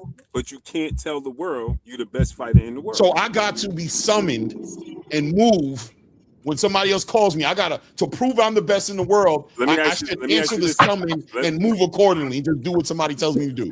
Let me ask you this question: If you never opened your mouth to say that you can do it at 147, nobody will hold you accountable for it. But you opened your mouth and said that you could do it at 147. You opened your mouth and said that you could beat Devin Haney. You opened your mouth and said that I could collect all the belts at 147. You opened your mouth and said I can fight Conor Ben at 164. 54. You opened your mouth and said weight don't matter. I don't care if you rehydrate to 175 pounds. Size don't matter. Skills pay the bills. You put yourself in that situation. Nobody else put you in that situation. And then you're telling the world, I am the best in the world. So I believe you. Now you got to show me. Yeah.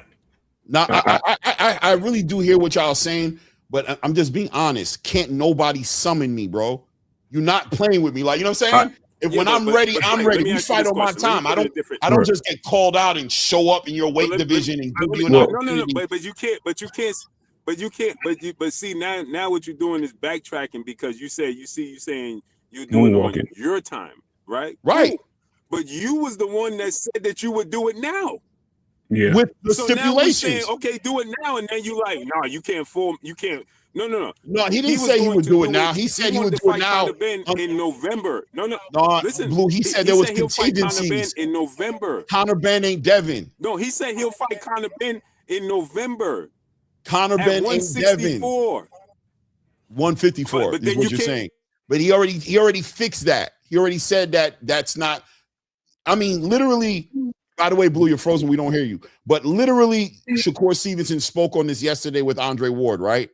He said that's why he doesn't even like doing interviews, right? Because he said in a moment of time, I can say something with the emotions behind it. But if you only going to hold me to what I said in that moment and won't allow me to bring it back, you won't allow me to say I thought about it, and that's not how I want to do it no more. I've thought about it. That's not the way I want to do it. You want to hold him to what he said no matter what. He's not allowed to. That's why he doesn't want to sit in front of media, because he knows at the end of the day, I'm a fighter. And if you challenge me and say to me, can you beat this guy?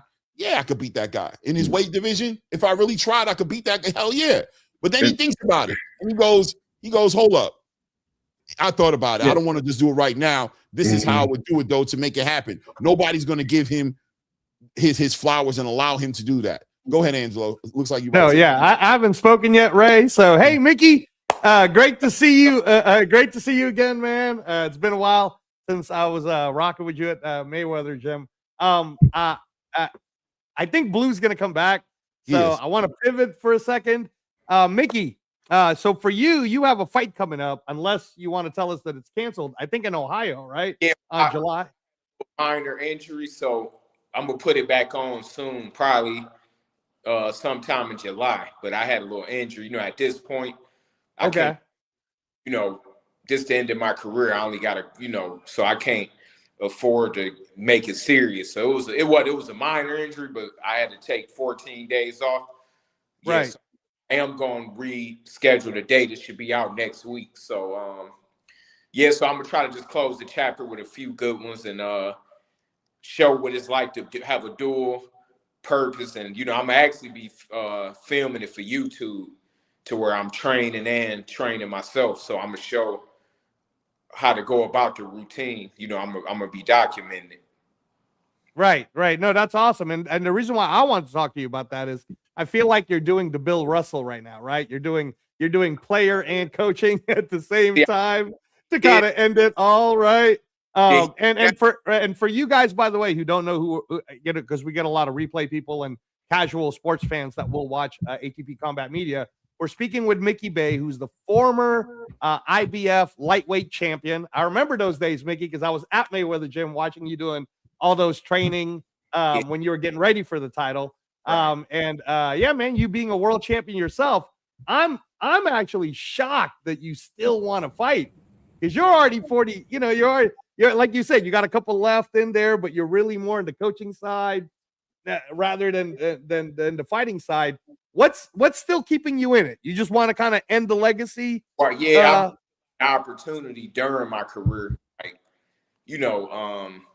I was, I ain't get to fight a lot. I kind of had a lot of management problems, so I missed a lot of the big fights. But I'm like one of them guys that like could still do it. I kept myself together. So it's like, it ain't no telling how long I'm gonna be able to do it, because I ain't the dude that'll make a fool out of myself if I couldn't do it at a high level. So I just want to see, give it my best shot, and once it's over, it's over. So, I know that's kind of near, so I just want to give it my best to see what I could do on that end. But you got to enlighten me on the Bill Russell thing, because I know Bill Russell and know he won all them rings, but you got to put me up on that, because So when he was with the Celtics near the end, he was also the head coach when they were winning the last championships. Played and coach. That's what you're doing. Oh, that's what you're doing right now, because you just came off of, I would say, as being a coach myself. If I was in your position and I just beat Brian Norman Jr. as the coach, holding the pads and doing all the X's and O's, with Devin Haney being my ward, I'd be like, I'd be patting myself on the back a little bit. You know what I mean, Mickey? Like, I'd be like, we just won we're the best 147 in the world right now. Right. You know what I'm saying? It's 24 hours in the day, and it's never enough.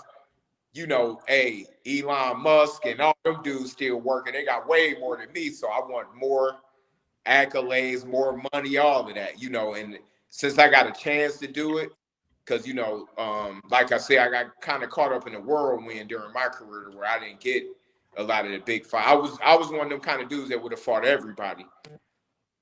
To where if I I don't know who the hell that, if like I would have been fighting everybody if I had the opportunity, but I was set down for years at a time. But it's a blessing I could still do it, man. If I couldn't, I wouldn't, but it's the end. But like you said about the training part, I'm kind of selective, so I got a lot of fighters calling me, and it's a couple more jobs that I probably would pick up. That's big, situations. But I put a lot of time into my fighters, so it's kind of hard for me to have a million fighters. But I say, I'm gonna be probably taking on a couple more guys, top guys this year. That's cool. So what weight class are you going to be fighting at, by the way? Anywhere between 130 and 135. Interesting. Go ahead. Yeah, he was Mickey was the 135 IBF Very champion. interesting. And then there's still that weird Rancis fight where you lost the split decision, but I don't want to talk about that either, Mickey. I remember being with you at Mayweather Gym when you were training for that too. On the 4-week notice. So I know, man. I know, bro. Like that, man. Even with Cambosis, I was off 3.5. Fought him in 26 days to a split decision. Yeah. So, Yeah. I'm like, damn, I'm better than that now, because if I get to train for months, I could outdo them performances, because them was fights I just jumped in to pay the bills and to get, I'm a dog like that. You wasn't calling me for no decent payday and I ain't taking it. I fought on 1 week notice, 3-day notice. I did all of that, but people don't know that, especially the younger guys. They go back, because I ain't never complained. I just did it. But right. Go out a few times and jump out. Like, damn, how the hell he do that and jump out? And it shows that why I'm able to get a Devin Haney sharp, because it's sharpened my game even for training, that I'm still a little active. I remember stuff. So, but like I say, I ain't trying to do it for too long, but I want to jump in, just have a little fun and surprise people and get out. Right. So I want to ask.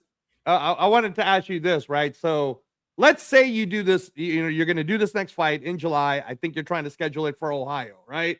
Okay. Right. And it's been a little bit since you fought, right? So you get in there, and even right now at 42, you're like, man, still pretty good. You're really, you know what I mean? Like you're feeling. I know. I don't mean that. But you're the one that was saying you're near the end anyway.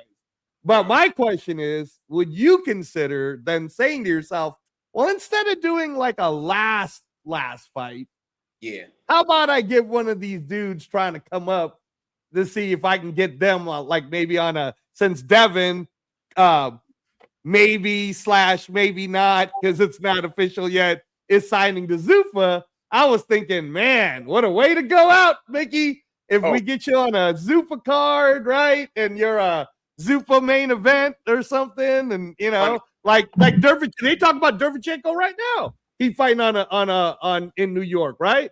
So he was more active than me, but Loma, see, the boxing game is different now. Number one, not to knock a lot of fighters, but if you look at it, the best fighters in the game is to their mids and late 30s. You got to think. Usyk is pushing 40 and nobody could beat him. Terrence is pushing 40, nobody could beat him. Loma could come back and dominate. He finna come back. He on his way back. You got Bivol, better BF. These dudes is 40, and because the game is different, but the education is different too. Like even me, when I was the champion, I was fighting in my natural weight pretty much. I ain't diet. I ain't even drink water at that time. I only drink water in the gym. I was eating whatever I wanted. I wasn't even really cutting weight like that. So that's why I weigh the same as when I was 21 at 42. I weigh the exact same amount. So, but nowadays the skill and the art is lost. So I could still beat 98%, high 90-something% if because I've done it. Like literally in the gym, I spar with all these guys and I could still get in there, but I'm still smart enough to know, get a few, don't get greedy and just get out on top. I don't want to overdo it to where I get greedy and I just, let me get in, get it. I might could win a world title. jump out though. Get a defense, get a few some extra bread, and then jump out. But I'm gonna be still actively training too, so I got to kind of dance around a couple more fighters right now that I'm thinking about joining. No doubt, Right, no right. doubt. And I promise this will be my last one, Clay, because I want a little time with Mickey. So now that you are in the training space, right, and we could safely say that right off the bat, your biggest win is at the highest level. We got the best 147-pound fighter in Devin Haney. You're the man that did the X's and O's and trained, and obviously as a part of a team, but a significant part of that victory and a significant part of Devin Haney moving forward. What would you say, since you're still in the in-between stage as a fighter and a trainer, is like the best part that you like about now committing to training? And what's the worst part where you're just annoyed? Like, are you one of these trainers who's like, man, I can't believe you're complaining about this because I could do this right now, right? Like where are you at with those?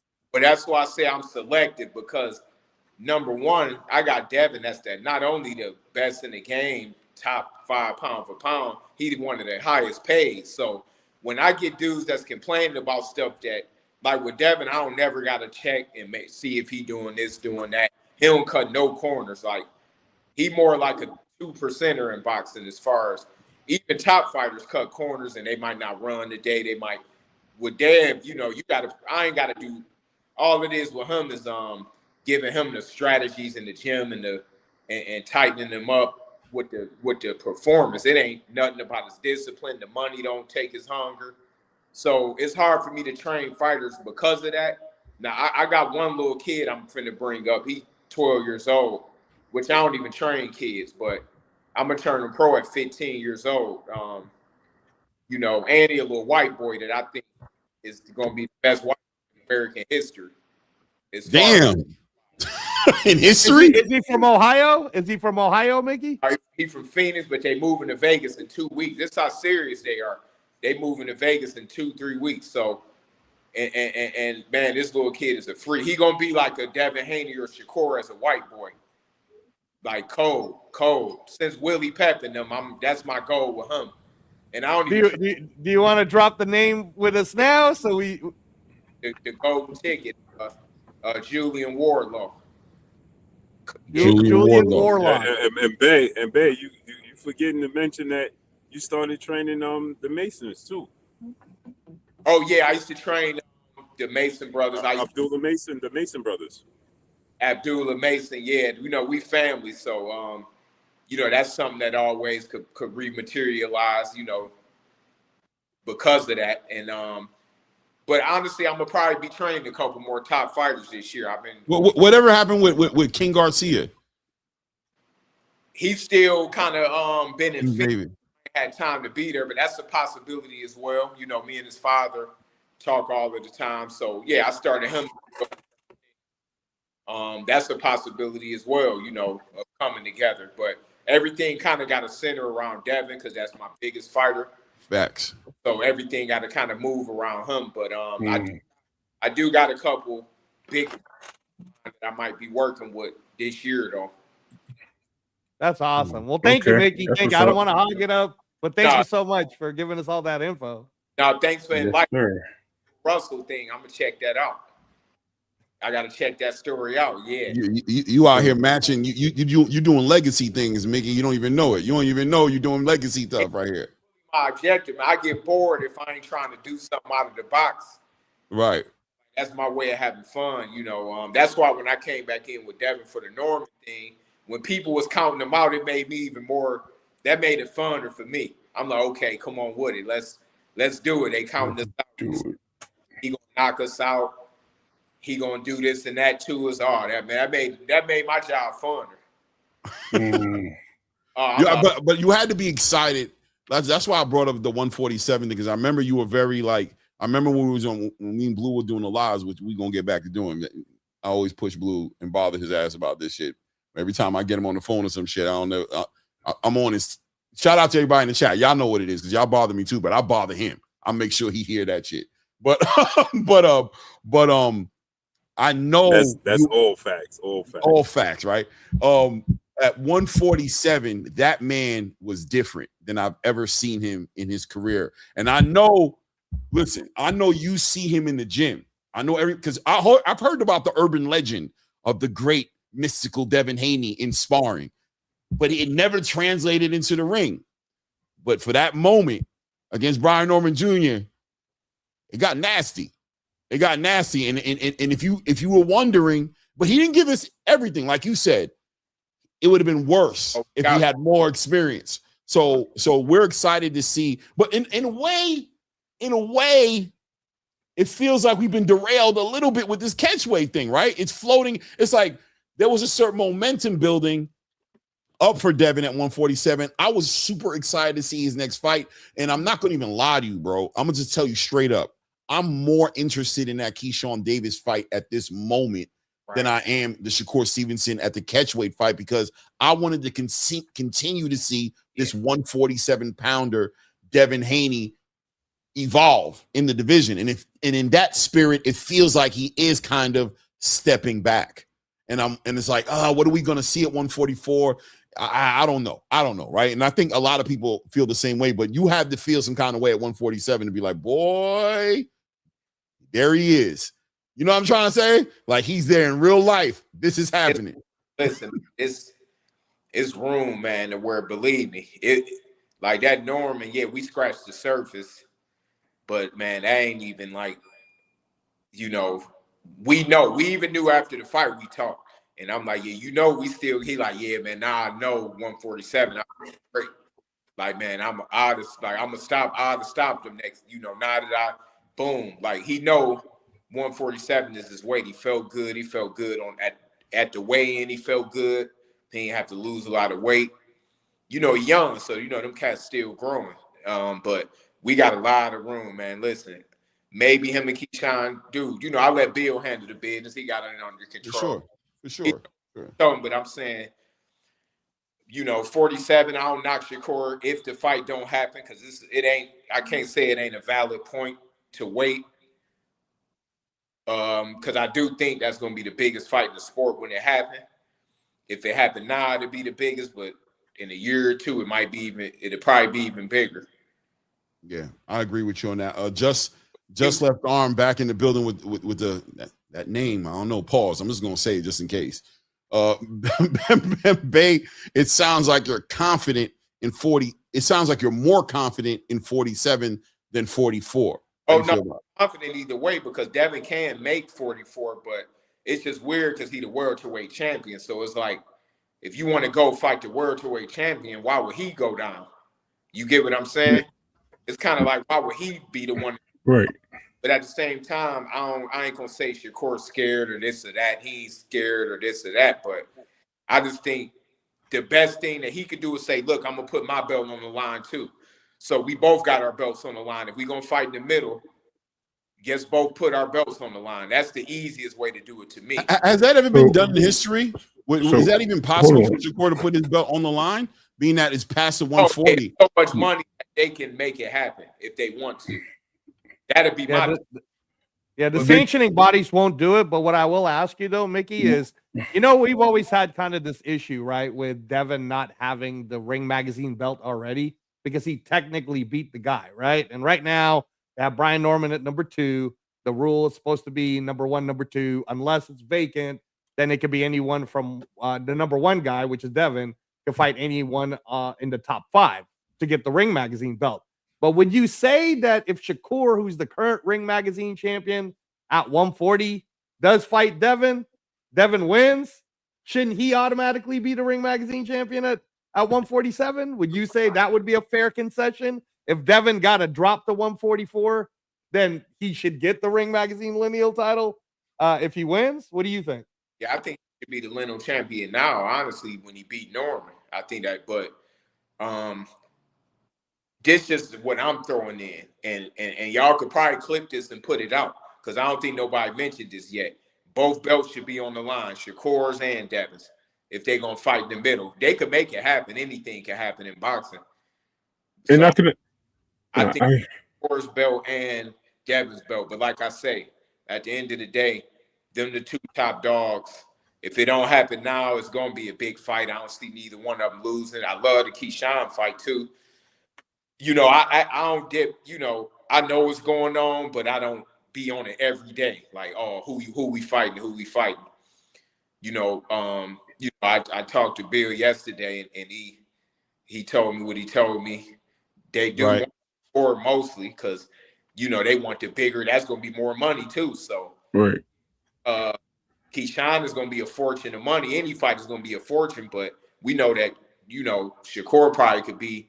That's gonna be even more money. So we believe that Devin could beat anybody. So we'd take the fight, but if it don't happen, it ain't one of them things where it's over with. Whenever it happens, it's gonna be the biggest fight in boxing anyway. So I ain't knocking it. I ain't gonna knock and say, "Oh, Shakur was scared." I ain't gonna say none of that. If he don't fight him, sure. Devin and Keyshawn make sense right now. It build they fight up. Devin beat the little brother or whatever, and then boom, he fight Shakur next. He fights Shakur now. He beat Shakur. Then Keyshawn could say, "Oh, I'm going to avenge it. I'm bigger than you got a lot of ways you could spend it, but them three, to me, are the top 140 and 147 pounders. So they got a nice little round robin, even though Keyshawn is not going to fight Shakur. I think them three are the best at 140 and 147. So I like everything that you're talking about, right? And I think you were talking about the weights earlier. To my understanding, I said this to Clay and Angelo the other day. Anything over 140.1 is welterweight. So what is the big deal if he wants to fight at 144? Devin can still fight at his 147. You're still fighting at a division in a weight class, and you can still make it for the title. And if you want to put your title on the line, that means you fight, you lose, you drop your title. We don't even have to take your title. You know what I mean? Like you just lose, you lose it because you got the L. That is more than a good enough bargain. Now, as far as the Keyshawn thing goes, I would prefer the Keyshawn fight because that's the fight that's going to get Devin in his element. That's going to make us see who he is. And I already told him that's going to build the character. The Shakur fight is just a fun fight. That's going to be for the money. That's going to be for fame. It's going to be for a proper spot in history of boxing because of the names and all that. I think that brings more to that accolade or to that legendary status than it does to the boxing realm right now, because that fight can go on whenever it goes on. But this Keyshawn fight is more of a modern day. Let's get it on. Let's see Devin at his best element, see him push to the limits, and show who he really is. And I think that's where a lot of people are missing the punchline on this. But I'll land my plane there. I'm gonna push back a little bit. Like, the point ain't for Shakur to fight at 144; it's to get Devin to fight at 144 because he don't want Devin to be big. 147. You know what I'm saying? He don't that doesn't. He can make the weight though. He wants Devin to fight 144. I agree with you saying, Ray, because here go my thing. This is the only knock I got on Shakur, but I don't have a knock if he just don't. If the fight don't happen, I ain't going. It just don't happen right now. But the only knock I got is, man, you got everything Terrence got, the skills, the only thing that we can't say is, man, Terrence went up 21 pounds and fought Canelo with no weight clause, or he didn't bring him down to 165. He fought him at 168. That's the only thing Shakur missed. And if Shakur was to go up and beat Devin at 147, you looking at the next Crawford or Floyd Mayweather. Right. So get him extra 3 pounds, take the risk to be great. You a great fighter. Even if he lose, that'd probably be the only loss he get in his career for real with Devin. Like, but Bay, I agree with you, right? But here's the difference. Terrence assessed it. At first, wasn't going to do it because he said they made weight divisions for a reason. He assessed it and he issued a challenge to Canelo. This is not Shakur issuing the challenge. Shakur's assessed it and said, "I'm not ready." Why can't I'm saying? He's assessed it and said, "I'm not ready." Okay, yeah. See, literally, Terrence Crawford said, "I wasn't ready at first." Bill had to tell Terrence, like, "Yo, listen to me, bro. Right. This guy, you can do this." And then Terrence looked at it and was like, "So look, maybe Shakur reassesses it, right? Maybe he thinks about it. Maybe he watches this right here and he goes, you know what, Mickey Bay, you ain't lying. You know what I mean? This is an opportunity." And maybe that happens, right? But my whole thing is, I'm always going to be here to play the devil's advocate to say, shouldn't Shakur be given, didn't he earn a right to move his career accordingly? Why does he have to submit to the pressure of now is your time? How are you going to tell me when's my time? I'm telling you it's not my time. I'm telling you that's not me yet. But the 144, listen, could do what he want. He ain't even got to fight Devin. But don't fight. Listen, Devin, I don't care. 144, we gonna win. We gotta do what we gotta do. But I'm saying Shakur is an excellent fighter, man. The only knock I got is the catch weight. Just wait and fight him then. Right. I agree. And that's my and this is my point. Can I just do the point, right? Hold on. This is my point, right? You cannot tell the world you could do all these things and then tell the world I am pound for pound #1 fighter in the world. And then, like I said, with Conor Ben, right? The equivalent of what I'm saying. Imagine Michael Jordan saying, I'm the best basketball player in the world. I will play Kevin Durant right now, 1-on-1. And then somebody says, okay, play LeBron. And then he say, well, if I play LeBron, you got to lower the rim. You are not the best player in the world then. Yeah, Blue. Hold on. We will take over this live with this conversation because there's an argument there to say that why don't Devin go up there, wait outside the ring of Xander Zayas and Jerome and show the world that he's the best in the world and leverage his WBO title to get the winner of that fight. Hold on. That's not the same. That's not the same because Devin is not saying Devin is taking on all challenges. He just got to 147, right? And he's saying, I want to unify the belts against these champions, right? They're not looking to fight him. Shakur was the one that got in the ring with Devin after Lomachenko. Shakur was the one that went on national whatever platform he went on and said, Devin is weight drained. I know I could be. You did that. So you telling the world you need an advantage to beat him. No problem. But you cannot tell me you are the best fighter in the world then. You can't. Can Devin Haney say he's the best fighter in the world for pulling up Shakur Stevenson from 140 and beating him? You know what? Yes, you know why? Because Devin is not asking anybody for stipulations. Never have. He is. He's pulling him up. He's saying, come up to my division. He's Why is he pulling him up to a division that he said he could go to? No. Wait. Hold on. Right? Let's just be clear. Shakur's already told the world, right? Here's the excuse already written, right? It was already written, right? Just to let you know how the same way Gervonta Tank Davis was getting discredited for pulling people up in a weight class and not getting the credit for doing what he did. Wait, no, it is the same because at the end of that fight, Shakur can always say, hey, man, I tried to be great. I was in a real 147 pounder. He got me. How can Devin Haney hang his hat on that victory and say he beat a real Shakur Stevenson at his best and allow him to come up to 147? Let me tell you why that's not the same. Because Shakur Stevenson just was willing to sign to fight at 164. No, he wasn't. So it was Devin pulling him up. He wasn't. 154, first of all. 154, 154, first of all, not 164. Listen, I got mathematic awards. He said I want the same deal that Chris Eubanks have. 54 with a 10-pound rehydration clause makes it 164. In the ring. Okay. In the ring. Which would still be the same thing for Devin. Devin's probably going to come in there 160 that night, 160 to 164. But listen, right? But he came back and he fixed it. He said he thought about it. He fixed it. He said, that's not what I'm going to do with Conor. With Conor, he said, I'm not going to fight him at 154. He's like, that's too much. I would fight him at 147 with the rehydration clause.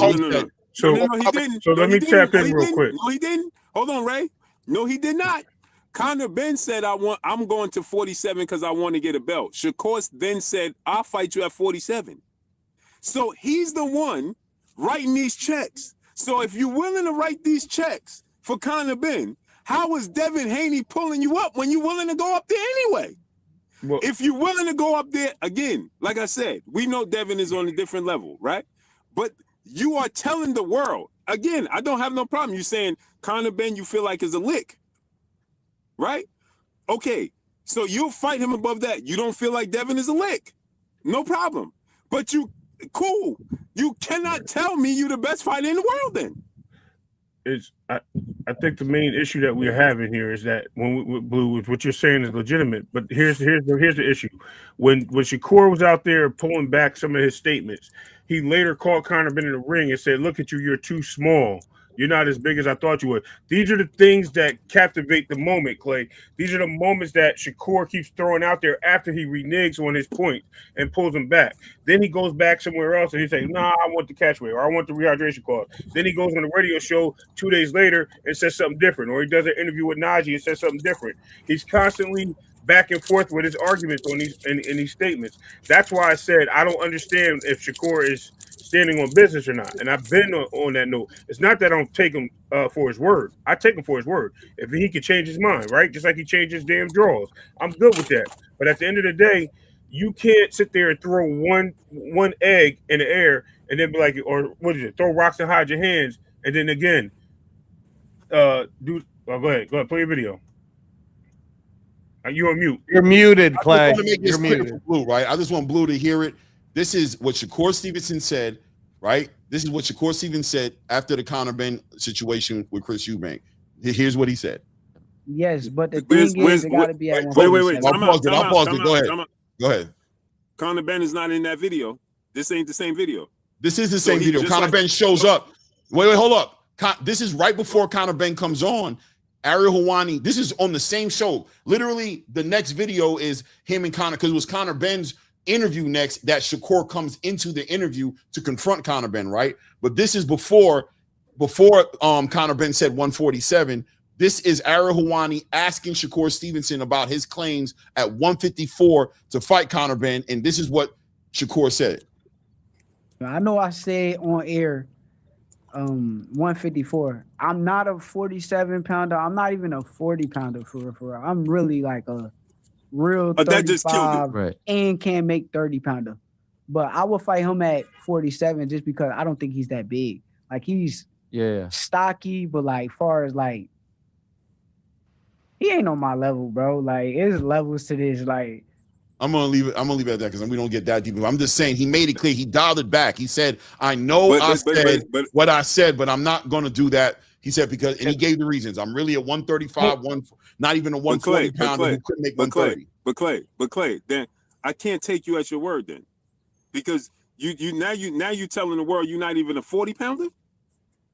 He's saying in real time. He's saying I've had one fight at 140, so I'm not even. He's saying I'm not even officially 140. Keep in mind that his game plan at this time he hadn't fought. I don't think he fought. Did he fight T.O. yet in that interview? Did he already this fight T.O.? Yeah. Not yet. No, not yet. No, he didn't fight T.O. yet. So he's basically So basically at that point he's saying I'm about to go do something with T.O. at 140. I'm not even a 40 pounder yet. I haven't even campaigned yet. I'm really a 35 pounder who can make 130 pounds, even though he blew that weight against Conceição, right? But he's saying that I'm not even 40 yet, so I don't even want to commit to 154. He dialed it back and realized I said a lot. I'm just sleeping on this dude so much that I just kind of jumped out the bag. But I know he can do 147. He's not that big of a guy. More importantly, he backed off the stance at 154 early before. If we don't stand for something, we'll fall for anything. Because if we go by what he's saying, then every single fighter can do the same thing. So Tank can do it, then Devin can do Terrence it, did it. then Boots can do it. Anybody can do it. Why can't they do that? But no, because why can't I think about something and then Clay, have a moment of clarity and say I'm not doing that no more because it doesn't make sense for me? Why does that make me a liar? Because you're putting it in the world. Have you ever heard Usyk saying I'm not a heavyweight? I just fight a heavyweight. So I ain't gonna fight Tyson Fury. Because I'm really not a heavyweight. That's different. Usyk is fighting in the heavyweight division as a champion. Shakur's not at 147. I'll fight Daniel DeBose because I'm really not a heavyweight. But I won't fight Tyson Fury. What the hell are we doing here? Roy Jones went up and fought Carlos Ruiz, and he wasn't a heavyweight. He wasn't considered there wasn't nobody putting the pressure on him to go fight Lennox Lewis. Clay, you can do what you want, but you cannot say you're the best fighter in the world. Okay, how can Devin Haney say he's the best fighter in the world then? Because Devin Haney ain't putting stipulations on nobody. What's can I just say, I'm gonna be real with you. I think in the real world, I'm gonna be real with you, right? I think for as much pressure as the Haneys are putting on Shakur Stevenson to make this fight, in spite of Jay Prince saying no, Shakur saying no. I think it's kind of crazy that you guys want to give Haney the respect for potentially beating somebody up at 147 that you're going to pressure to go up there and want the same credit as if Shakur challenged him to go up there. He's telling the world, he's telling the whole world he's not big enough to do this. So even if he did do this, how much credit could you give Devin for beating somebody telling the world I can't fight at 147? Devin like button. Hold on. Devin Haney first fight at 147, he agreed to fight Jerron Boots Ennis, the best fighter in the division. He didn't ask for stipulations. Yeah, he did. First fight at 140, yeah, he did. No, he didn't. No, I'm gonna tell you why he did. I'm gonna tell you why he did. Because Boots was on his way out the division. He talked. That's why there's an argument there to say that you picked Boots because you saw how depleted he was in his last two fights. He was heading out. Okay, so why didn't you take the 152 catch weight? Why didn't you take the catch weight at 152? Jerron Ennis said that he was going to collect all the damn belts. No, he said he was out. We all know he was out. When Devin put out that challenge, Jerron Boots Ennis was leaving the division. Jerron Ennis first said that he was going to fight Brian Norman. Then the day before Brian Norman fought Jinto Nakatani, he announced that he was moving up to 154, right? He was leaving the division. Did Devin put the challenge before or after that moment? But after the moment. But what I'm saying is this, right? So but Clay, listen what I'm saying. When the offer came to Devin Haney to fight Jerron Ennis, he said yes. No. He said yes. Jerron said 152. No. What I'm saying is Devin Haney was said offered the fight. No. Devin Haney didn't say no. He said no to 152. When they offered Devin Haney to fight, they offered Devin Haney to fight Jerron Ennis. He said yes. Eddie Hearn is on record saying that he then counted with 152. Devin Haney's under the assumption you fight Jerron Ennis at 147. All right, but what did Devin Haney say though to 152? He said no. I want to collect the belts. No, that's not what he said. He said I haven't even fought at 147 yet. Why would I fight at 152? That's what Devin said. But because the goal is to become champion at 147. No, it was the weight. He acknowleded it. I'm gonna pull it up. He said Devin said I'm looking at 147 yet. Why would I fight? He said I'm looking to become. He's looking to become a champion. He's looking to become a champion at 147. I never even fought at 147 yet. Why am I going to 152? It's fighting Jerron Ennis for nothing. To be great. All right. So hold on. Can I just do this real quick? Because I want to include Mickey Bay, our special guest, on the show. Hey, Mickey, how you doing? This is Angelo back. I'd like to have a conversation with Mickey. So, Mickey, you'll remember this time. I think that two things could be true at the same time, right? So when Manny Pacquiao was the Ring Magazine lightweight champ, super lightweight champ, I think it was, he'd beaten Hatton. When he wanted to move up in weight at the time, Cotto was the WBO 147-pound champion. Cotto 100% believed, I'm going to beat this dude. No problem. I know I'm going to beat him. Pacquiao 100% believed, or more so, Freddie did. Freddie believed Manny was going to beat him. So negotiations-wise, it just ended up being at that 145 catch weight for the 147 belt. So there was that scenario. But then check this out. To Ray Davis's point, there is the truth that once you pass 140, you're already technically in the 147 division. So Manny Pacquiao's first defense was against the number one mandatory, who was the Ring Magazine number 5 at that time. That was Joshua Clottey. Clottey weighed in at 147. Manny had no problem with it. Now, Manny couldn't make it up to 147, and I remember this because he was eating a ton of Filipino food, Mickey. Like, it didn't matter, bro. Like, his body wasn't going to make no 147. So he ended up weighing at 145 for a 147 title defense. Right. So there is that truth also that, well, if Shakur really believes that he can beat Devin, then weigh whatever you're going to weigh as long as it's under 147, and Devin can weigh in at 147. Okay, I got a question for y'all because y'all follow it more.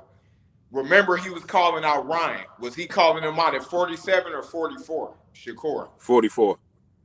He wanted him to come down too.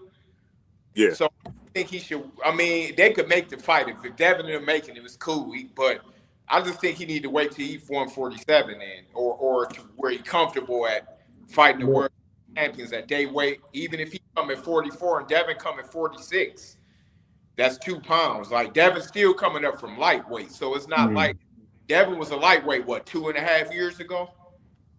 2-3 fights ago. He ain't even, well, Mickey, about a career. Like a career welterweight. We talking about somebody that just moved to welterweight the end of last year. Well, Mick, just remember too when they were out in the audience before he after Ryan said he would go to 140, 144, his dad said he'll go to 140.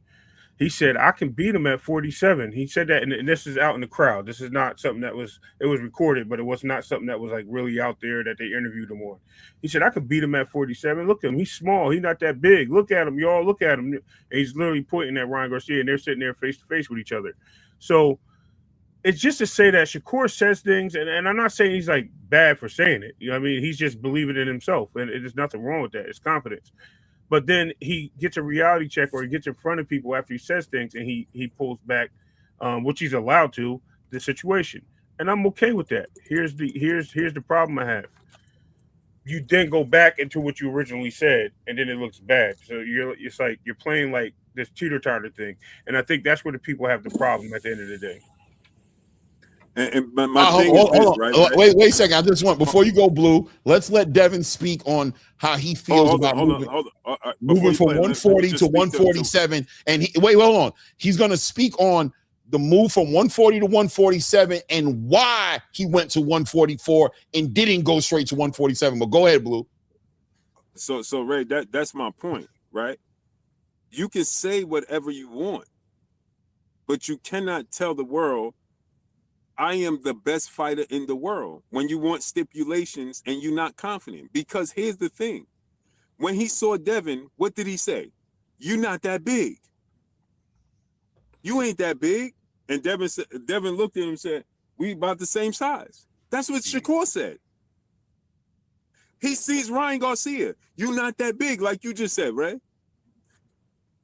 So we hold him accountable for walking back shit, excuse my language, and now it's we gotta allow him to do. No, what are you talking about? He's putting this out there. Nobody's asking Shakur. He's volunteering this information. Nobody asked Shakur to fight to start calling out Ryan Garcia. He volunteered that. All right, you ready? Nobody actually. Can I get a second to play this real quick? Yeah, just real quick. This is Devin Haney explaining the process of moving from 140 to 147 and explaining why he went to 144 first. 144. So I felt good there. It's like you gain fame saying, "Now I gotta move up." You know, you was already gaining fame, and you was like, I've been at 135 too long, man. You know, you was struggling to make that. How does 147 feel? Well, I haven't experienced it fully yet because my last fight was at 144. So I felt good there. It's like the 140 to 147. It's like a big jump. Big gap. So 144 felt like super comfortable for me. I made it fairly easy. Right. No, I made it really easy. But I went into training camp like light. So then my nutritionist was like that this next fight he wanted me to come in heavier because I was too light. Okay. Like he was like having to feed me a lot. So he like, this next training camp I want you to come in bigger. So was 140 difficult? Because when we watched you in the Bay fight Regis Prograde, to me you look stronger than ever. Yeah. Sharp. It was like probably one of the best versions of you that I've watched, and it was at 140. Yeah. Why not staying at that weight longer? Yeah, no, I felt good that fight, but the weight cut was harder than what it was. Like it felt like, honestly, the weight cut felt like I was cutting for 135. It felt the same. Okay, I'm gonna pause it there, right? So why is it significant, right? Here, Devin Haney is explaining why a 140 to 147 jump isn't something he's taking lightly. That he's gaining the weight the right way. He's doing it the right way. He went to 144 first with the purpose of, okay, it's a big jump. I'm not just going to jump directly from 140 to 147. That's what Devin is saying right there, right? So how is Shakur Stevenson not allowed the same caution in going up to 147 to fight the best fighter outside of himself potentially in the world in Devin Haney? I'm glad you said that. Show me now pull up the video where Devin Haney said he's going to fight at 165 before he even had one fight at 147. You keep saying 165. You padding it up. Just say 154. Why you gotta keep saying 165? Why can't you say 154? Okay. Because I ain't gonna find a video of Shakur saying I'm gonna fight at 165. Because when he's getting, it doesn't matter what you weigh in, because when he gets in the ring, he's allowed to be 165. So I'm fighting a 165 pounder. So why? But he didn't say 165. He said 154. Clay, with a 10-pound rehydration clause, right? Okay, so fine, but he didn't say 165. Okay, but I'm fighting a guy at 154. Show me the video. Let's just use 154. Show me the video where Devin said I'm gonna fight at 54, and I'll fight this guy right now at 54 in November. Before I have one fight at 147. Right. I can show you a video. I can show you where Devin said he was willing to fight Xander at 154. That's after he fought at 47. Okay, cool. So why doesn't he go stand outside the ring of Xander and Duran Buchanan and be great and fight for unification? For unification at 154. You just said gradually move up. Isn't that to the whole panel? Didn't Clay just say Shakur Stevenson? Yeah, what I'm saying is hold on. Mm-hmm. You said Shakur Stevenson should be allowed to gradually move up. Like Devin just said, he's gradually moving up. That's what you just said. Yeah, so wait, say it again, because you ain't gonna let me say it. So I want you say what I say. You said based off the video. I gotta give you the Ari Spears. Right? Yeah. Devin is Yo, listen. So based off the video, you said that Devin is explaining the process of moving up to 47, right? Going to 44, then fighting at 47, right? So what I'm saying to you is, before Shakur even had one fight, Angelo just clarified this, right? Before he had one fight at 140, he was already saying he'll go to 154. Okay. So he's not asking for a process to move up in weight. He's willing to jump up 14 pounds. No, that's more than 14 pounds. Am I right, Angelo? From 135 to 154. Okay. Can I answer it? So you're willing to go from 135 to 154 without gradually moving up. Right? So now it becomes Devin Haney. We have to give him grace to gradually take baby steps to the Devin Haney fight. Can I answer it? Hold on, no, Clay. But when you do answer it, can you make sure that we get all our super chats? Because I think from severe, we got a couple. I got a ton of them. Right. Okay. We got a ton of them. So, okay, fine. 154. He said that. I know you don't want to acknowledge that he dialed it back, right? That he said, I know I said 154.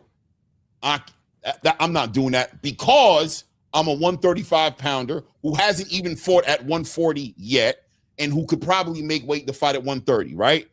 On top of that, even if you don't want to include that he dialed it back and said that, I think the more glaring thing that we need to remember is that this is about Devin Haney being great.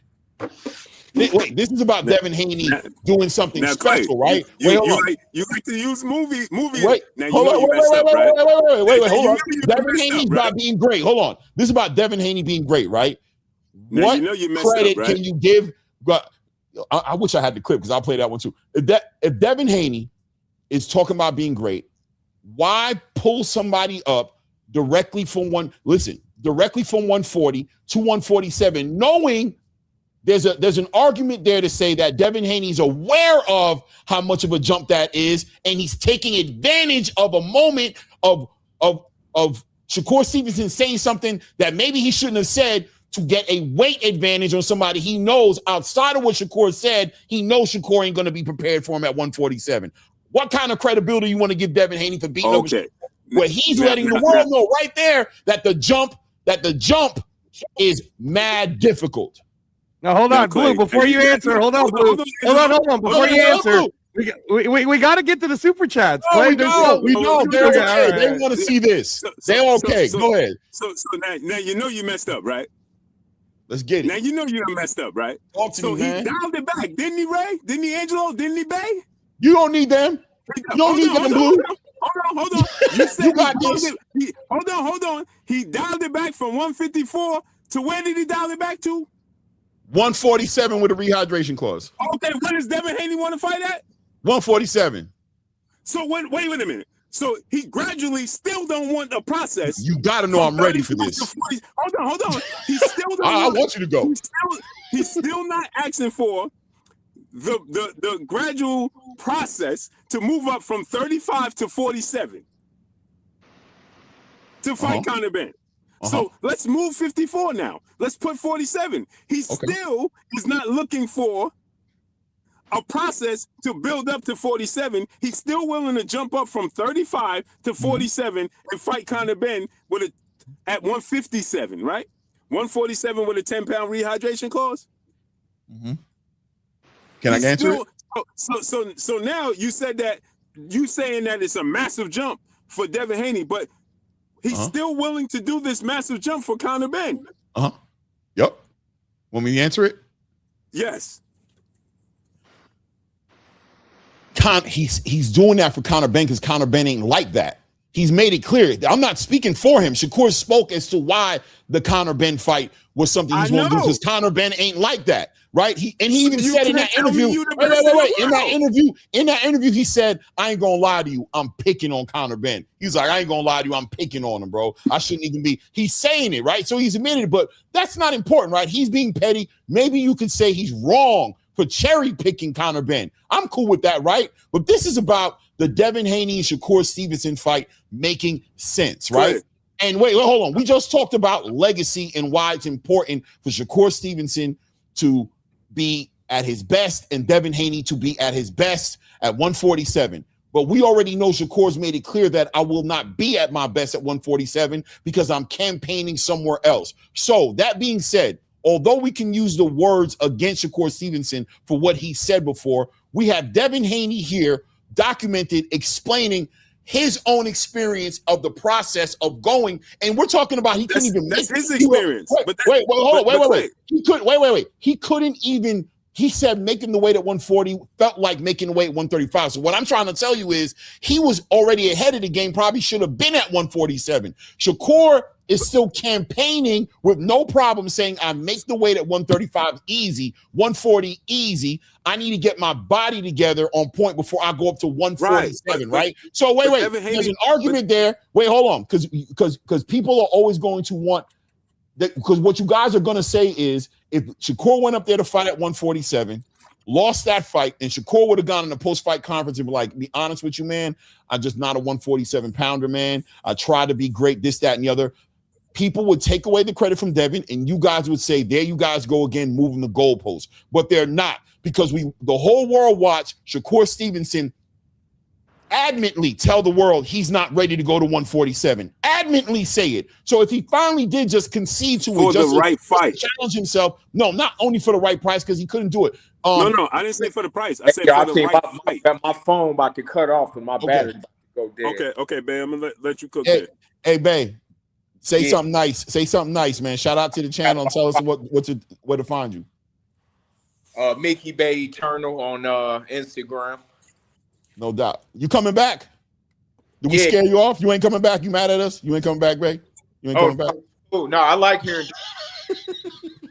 It's all boxing talk. So even if a dude say Shakur knocked Devin out, it ain't no argument for me. That's what make these fights exciting. So let me see if there's any questions in the super chat for you, by the way, just in case somebody wanted to say something to you. Stop, guys.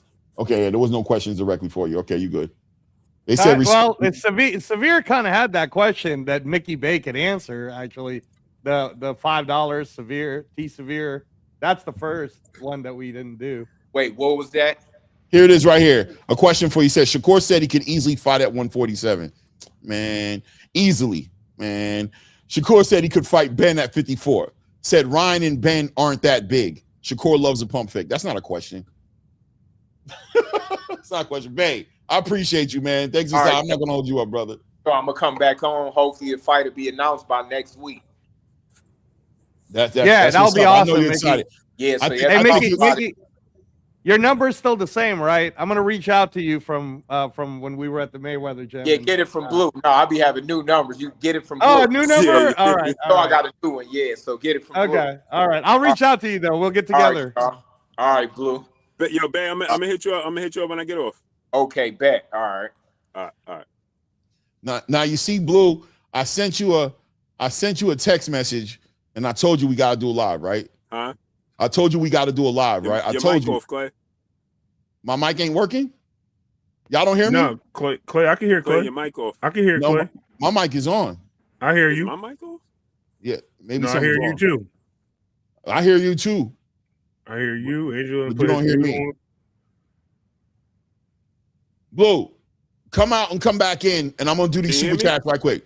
Yeah, I hear you. Can you hear me? You can hear me? I hear you. Do you hear me? No, I can't hear y'all.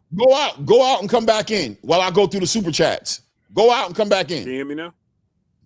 No, we can hear you. We definitely can hear you. You can't hear me. Go out. Tell him, can you hear Ray? Ask him if he can hear you. It says everybody mic is muted to me. Nah. Oh, yeah, I'm the only one muted, but now I unmuted myself. Can you hear now? Tell him to go out and come back in. Angela, see if we can hear you. Tell him to go I was out just and come saying, back in. you might have to come out and come back in, Blue. Just come out and come back in. That's what you got to do, man. I'm telling you. No call or nothing. You can hear me? Yeah. Yeah. Go come back in. Yeah, we can hear you for sure. I'm gonna go out and come back in. Go out and come back in. I'm gonna go through the super chats, man. Shout out to everybody in the building, man. I appreciate you guys. I think it's from Bay Don't Matter. Okay, let me see here. Let me see. Boom. Here it is. Just Left Arm says Bay don't matter if Haney wins. He's pound for pound number one. It doesn't matter if Haney wins. He's pound for pound number one. In other words, it doesn't matter what weight class. T. Severe says Shakur said he could easily fight 147. No, he didn't. He did not say that. King Cam David, King Cam, salute to King Cam, says we need to stop these guys from using other guys as stepping stones in hopes they get beat. Then say, this is why I didn't fight him. Stop hiding, Kur. I hear you. King Cam says Core was at 147 or more the night of the TO fight. That's not the same. On the night of Devin Haney fighting Brian Norman, we don't know. Devin was probably all of 160 something that night. You know what I'm saying? That's what Shakur's talking about, the rehydration, not about being at the weight. Atheist Ghostbuster says, I'm proud of you, brother Clay. You stood on your ground and exposed the hypocrisy of the core critics in spite of being outnumbered 3-1. I appreciate you, brother. You know, we over here for the good fight. Bro, I'm trying to be as neutral as possible. No, nigga. we hear. Actually, Angelo's really on my side too. He just ain't say nothing. Angelo's really on my side. But I can't say nothing because you guys keep talking over it. I know. How am I supposed to say something when you keep saying something all the time, man? You done hog the whole damn show. I'm just saying that people don't know that you're more than likely closer to my side. I'm actually more than likely he's on my side. No, man, I'm just trying to say, like, you can't say I'm not saying nothing. I can't say nothing, man. I've been trying to butt in. But this is what I was literally saying. Hold on. This is what I was literally telling Blue in the what was this the last text message I sent you? Oh, let me look at my text thread with Blue, right? I was just talking to Blue and what I said. No, it was the last text message I sent you outside of the link. I said we got to do a live to build on this Devin, Shakur, Keyshawn, Love Triangle, because I know when me and Blue start going at it, it's gonna be we're gonna take the whole damn show. I already know what's gonna happen. You know what I'm saying? But the people love it. They miss me and him doing these things. They miss this shit. You know what I'm saying? So that's why I was like, we don't even need to read the super chat. Trust me, most of the people in the building want to see this. Trust me, they okay with this. I can't even see the chat, man. I'm so rusty. I don't even know what the chat is. It is damn shit. Look, Tap got me. Look, Tap, look at him. Look, see, they love it. They love it. They love it, bro. Blue had Clay stuttering. They love it. Listen. Me and Clay had an epic debate where there was Is this the 154 debate? Yeah, it was Crawford and Canelo, right?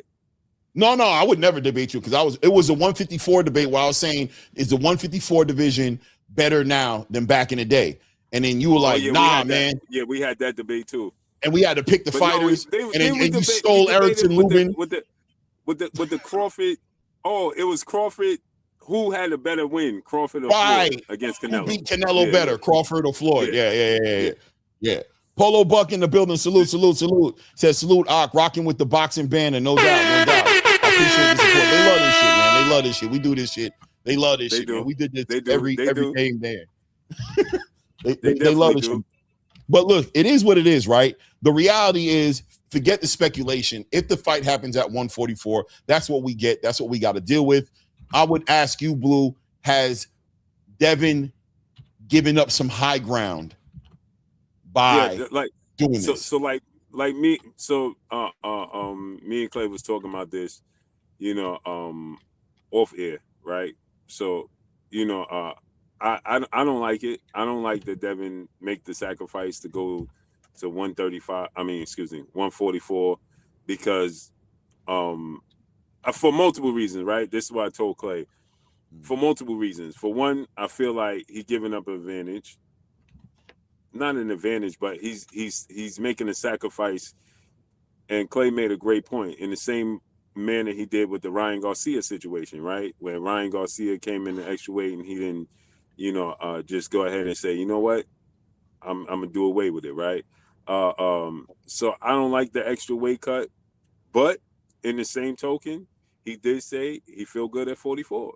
You know what I'm saying? So I gotta hold him accountable, just like I hold Shakur accountable for the things that Shakur say. I'm gonna hold Devin. You say you feel great there. Now, obviously, again, that was 2 fights in a year ago, right? When he made 144, right? But Devin is the constant profession, right? He's gonna make the weight.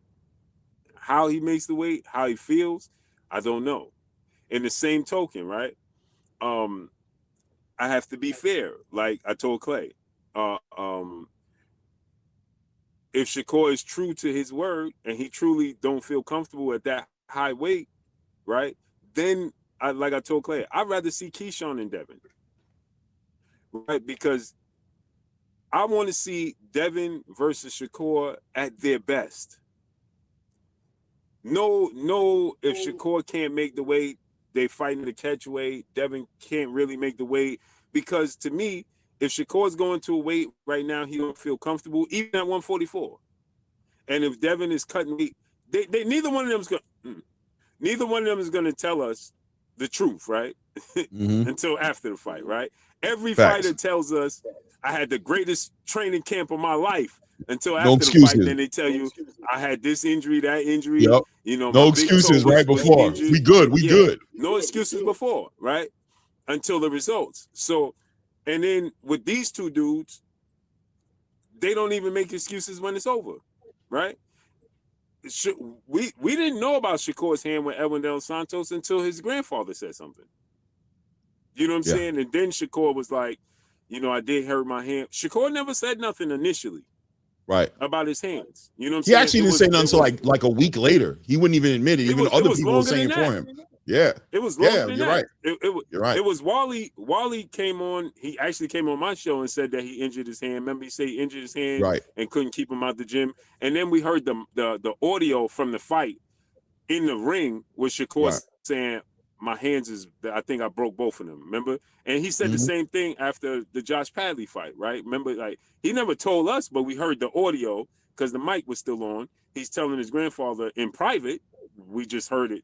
It got leaked to us. Him telling him again, I both my hands. You know what I'm saying? So these are not. Devin has never said anything about anything when any of his fights afterwards. Until, we could see the obvious when one of the weights he was making, I think it was Lomachenko fight, when he just looked like Skeletor, right? It's just obvious, but they just don't make excuses. You know what I'm saying? So therefore, are we getting the best version of Shakur and the best version of Devin? With all of this going on, I'd rather not see it right now. I'd rather give me Keyshawn. Keyshawn flat out told us, hey, me and Wade ain't good friends at all. Right. Right. We enemies. You know what I'm saying? So I want to do 47. You know what I'm saying? I'm gonna be comfortable there. So give me Devin ain't got to sacrifice no weight.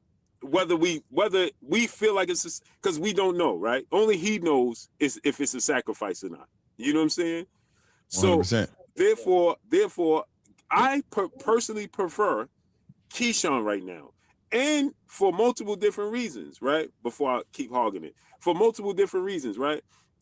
I would like to see Keyshawn because it, like Ray said, it builds up the storyline to Devin and Shakur. You know what I'm saying? It builds that up. And then on top of that, there's no asterisk. There's no question mark. You know what I'm saying? So, and Shakur don't feel comfortable, stay at 35-40. You know what I'm saying? Give us Gary Anton Russell, whatever you got going on there. Andy Cruz, whatever. And here, give us Keyshawn, right? Because if Shakur fought, is it a drop-off from them fighting each other? Obviously. You know what I'm saying? But is it that far of a drop-off to give me Keyshawn and Devin? No. No, 100%. Is it that far? If you give me Shakur, now we want Shakur versus Tank, right?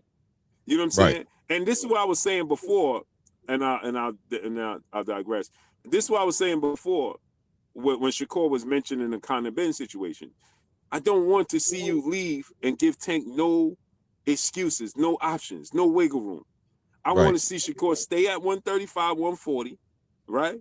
And put as much pressure as long as you possibly can, and be why? Because I said once you go to 54 or 47 and all that, you ain't going back down. Not to 35. You know what I'm saying? So why? If you can make it, make it. You know what I'm saying? And let's not even have the conversation with Devin and Shakur. So that's one thing I would disagree with Devin, like pushing for it no matter what, right? I can make the now. Me and Clay was talking about this yesterday in private, right? But if Devin wins this fight at 144, sacrificing and beats Shakur, the world is his oyster, right? If Shakur beats Devin, it's going to be an asterisk, right? Is he weight drained? Is he this? Is he that? Whatever, you know. Nah, Shakur will get the credit. He'll get the credit. No, he's gonna get the credit, but it's still because only reason I say he definitely will is because Devin pushed for this. He didn't have to do this. You know what I'm saying? Devin pushed for it. In the same token, right? Like, think about this, right? When as soon as we think about Floyd and Canelo, instantly it's asterisk, right? People start instantly be like, "Well, he was too young and he fought and made him come to a catchweight." Yeah, I've heard that. I've heard that before. You know what I'm saying? Like, it's just diabolical. You know what I'm saying? So, right. But I digress. That you know, that's how I feel. Like, me personally, I don't want to see it. Is it big? And I'm gonna watch it? Yes. But if I had a choice, I don't want to see it right now. Not if Devin got to do 44 and Shakur got to move up and he ain't comfortable. Just don't do it. The whole thing that we're really missing at the end of the day is, or the light at the end of this tunnel is, and I had to lean on, I don't even want to lean on Angelo for this, but the fact that Zuffa wants this fight, it has nothing to do with any of us or Devin or anyone else. They want the fight and they're pushing for it. So Bill and Devin or like Clay said, are pushing for this fight. Shakur is like, whatever, I'm a fight anyway. You know what I mean? Devin is also have a fight on the table. But I think they're so trying to get that bag, bro. They're really trying to get that bag that they're kind of being blindsided by everything else going forward. And I think that could be detrimental. Hopefully, you know what I mean, they stay focused in the game. I think Mickey said he got him locked in. So, I mean, as long as he's locked in, I don't really care. But at the end of the day, man, we really have to stay on what the pars are. And I think it was kind of shady, though, for them to really contact the WBO and be like, yo, we're gonna push this guy up and put a body shield up, which is crazy. Because if Devin beats Keyshawn, where do we go from here? That's what do we have the same Shockey situation? You know what I mean? And that's another nonsense that we don't need to deal with in the media right now. And that's why I'm saying that. That's what I'm saying. Like, the story builds, but it becomes more crazier because they're gonna be like, now you just don't two people that beat your boys that you put body shields up in front of. You really moonwalking now. You know what I mean? I just don't want to hear this. Yeah, They are going to attack Shakur. They're going to attack Shakur for that the same way.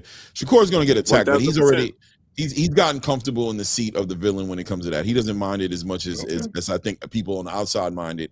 But I think Keyshawn is a great fight, just one way or another. And I think that fight was already kind of being negotiated low key. You know, like Bill said, Keyshawn's on the list, so it checks the boxes. And once again, a fight stylistically that gives Devin Haney an opportunity to be with somebody in the ring with him is going to force Devin to get into his bag. There's still scrutiny over Devin Haney's performance against Brian Norman Jr., right? The scrutiny is, yeah, you did what you did, but as soon as you got the lead, you coasted. And, you know, he dealt with a fighter who kept collapsing the pocket in Brian Norman, a little too much tying up. But just, and even with what Mickey Bay said, right, that, you know, it would have been even worse if Devin Haney got another fight at welterweight. So we expecting him to just evolve and get better at 147. And I think Keyshawn is just a legitimate dance partner that's going to give him an opportunity to show the world that. You know what I'm saying? I think the Shakur Stevenson fight just builds to something better when Shakur's able to go up to 147. I think it builds better, and it gives it ages like wine, and Devin can go pick up more belts, unify, go have the fight with Ryan Garcia. He can do all these different things at 147. By the time Shakur gets up there, that would be Canelo. That'd be equivalent to Canelo Terrence Crawford. I could 70,000 people in Vegas in Raiders Stadium, right? Whatever the name of that stadium was. It's called Allegiant, man. It's called Allegiant. I was about to say Apex, and I pulled back. I'm like, I know it ain't Apex, so I'm not going to mess it up. I was getting ready to call it AT&T. AT&T, yeah. See, but Allegiant Stadium, the fight just builds up even bigger, you know, and better. I think that Dev kind of got a little overzealous on this one. You know what I mean? I think he didn't need to do that. I feel like he just didn't need to do that. You know what I'm saying? He could have waited, been more patient. Go ahead. I mean, and all of you guys, again, two things could be correct all at the same time. And I think that this has been the conversation pushing itself. I think it's great. It's great to get the community to kind of galvanize itself. Even Shakur kind of mentioned it, like, hey, trolling aside, for real, I'm going to have a fight announcement coming up soon. But with that said, Blue, I mean, you said a lot of things that's very factual. A lot of people will get behind what you're saying. Obviously, I've been saying, and you've heard me say it all the time, Blue, on this channel, Devin Haney's the best 147-pound champion. He basically just needs to fight one of these dudes in the top. I would rather see him fight. For me personally, as a fan, of course, we all want to see Haney versus Shakur. But I also believe that Haney Shakur needs to be so big that, you know, we're talking like CBS television, you know, the money's all the way up there, right? And if Shakur is not really willing to concede, Blue, to the, hey, man, I'm not ready to go up to 147. I'm cool with fighting Rayo, the winner of Rayo versus Edwin De Los Santos is my next fight for Zuffa. We got to respect it. And at the same time, that's why for me, I've been calling for Devin Haney versus Emmanuel Stanionis for the Ring Magazine Lineal title on a Zuffa card forever, bro. Because I just want to see Haney finally get the Lineal belt. Because he deserves to be called the Lineal champion. And it's just semantics that he's not called the Lineal champion right now. So, you know, and get their bags too. Get your 15 million or whatever. That's what you don't want either, gentlemen. You don't want this. And I just want to land my plane real quick on this. We don't want to frighten Shakur, and I'm not trying to be funny when I say that, right? It seems that, and I'm going to say this very clearly, and I want to be honest. He was out there saying that Devin was not an issue, and then once the Brian Norman fight happened, that all changed. And I'm keeping it real. It was more so like, yeah, I need to catch weight. Yeah, there's no way, or I need a rehydration clause, and I get it because he thought it was the Ramirez Devin. I get it. But we don't need him to go up there. He makes an example out of Keyshawn Davis, and then pushes Shakur more out the picture, and we never get that fight. He stays at 135, which I'm all for. And then we just don't get the fights that we want. You know what I mean? And I hate to say it, but Shakur seems like one of the guys who doesn't want to lose his O, and I think that plays a big part in a lot of these conversations. I'll land my plane. Yeah, no, and I'll add to that because I do agree with Clay that, you know, like in a lot of ways, it's like, let's leave Shakur alone, man. Like, you know, the guy just won the 140 belt He's the 140 champ. He just did it in January. He done sold out Madison Square Garden.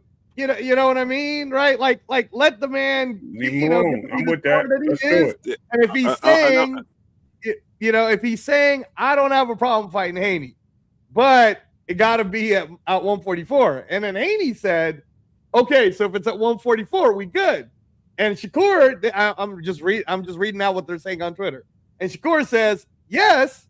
Then it just comes down to if the money's right for Haney and he's cool with it, he should take it. And if the money's right for Shakur and he's cool with it, he'll take it. But we're looking at two generational fighters, two future Hall of Famers, two guys who are showing us the best of what America could show us. So I am blue. I am totally cool with Haney whooping on whoever next at Zuffa and Shakur whooping on whoever next at Zuffa. And honestly, bro, if it happens in 2027, like Clay said, that'll be even better. Put that shit on Allegiant Stadium, right? Like, awesome, or maybe New York, right? Like, I don't like an actual stadium in Jersey, New York area, right? Or what does Bill always want? Let's come to the Bay, baby. Let's do one in the Bay, right? Like, and what is it the Turkey's been talking about, Blue? Alcatraz. How about that? Shakur Stevenson versus Devin Haney in Alcatraz for it all at 147 pounds. See what I'm going saying, to that bro? fight. Man, I would like to see, like you just mentioned this, Angelo, Edwin versus Ryo, right? If Edwin knocks out Ryo, and we get to see Shakur rematch Edwin and clarify that entire situation, I love that. And then there's a storyline there too, right? Because Keyshawn, right? The whole Keyshawn, Edwin Dos Santos, and personally, I'm not even, and this is no slight to either. I'm not that high on Shakur versus Devin to begin with. What did I say, Clay? The boxing world's not even ready for that fight because they two technical fighters, right? The four of us are ready for it, right? Because we are nerds, right? We just want to see the sweet science. We okay with the sweet science. The casual world is not. They want to see Tank, right? What they want to see, what they keep saying, Tank make bodies hit the floor. You know what I'm saying? Right. That's what they want to see. I don't mind seeing a tech, because let's be real, more than likely it's going to be a technical boxing match. Facts. Yeah, right? It'll be like Nakatani Inoue. It'll be like Shockey Foster, Raymond Ford. Exactly. It'll be very technical. That will bore people because they don't understand what they're watching. The casuals, right. They don't know how hard it is to fight in a phone booth and make a man miss in the phone booth, right? They don't know how they don't know how hard it is to feint a man and successfully jab him or successfully stab him to the body with a punch or feint him and come over with those little, because it's going to be subtle action, right? It's going to be two cobras. It's not going to be a mongoose and a cobra. Right. It's going to be two cobras. And when you put two cobras together, they both know what their threats, and they face off. Because if I strike you, I know what you can do. And the mongoose, the cobra is confused with the mongoose because he like, bruh, you about to be up out of here. So he's aggressive with the mongoose. But you see what I'm saying? So when you put those, if you put Tank versus Devin or Tank versus Shakur, it's different, right? Because Tank is the cobra, right? Or the mongoose, however you so choose to put it, right?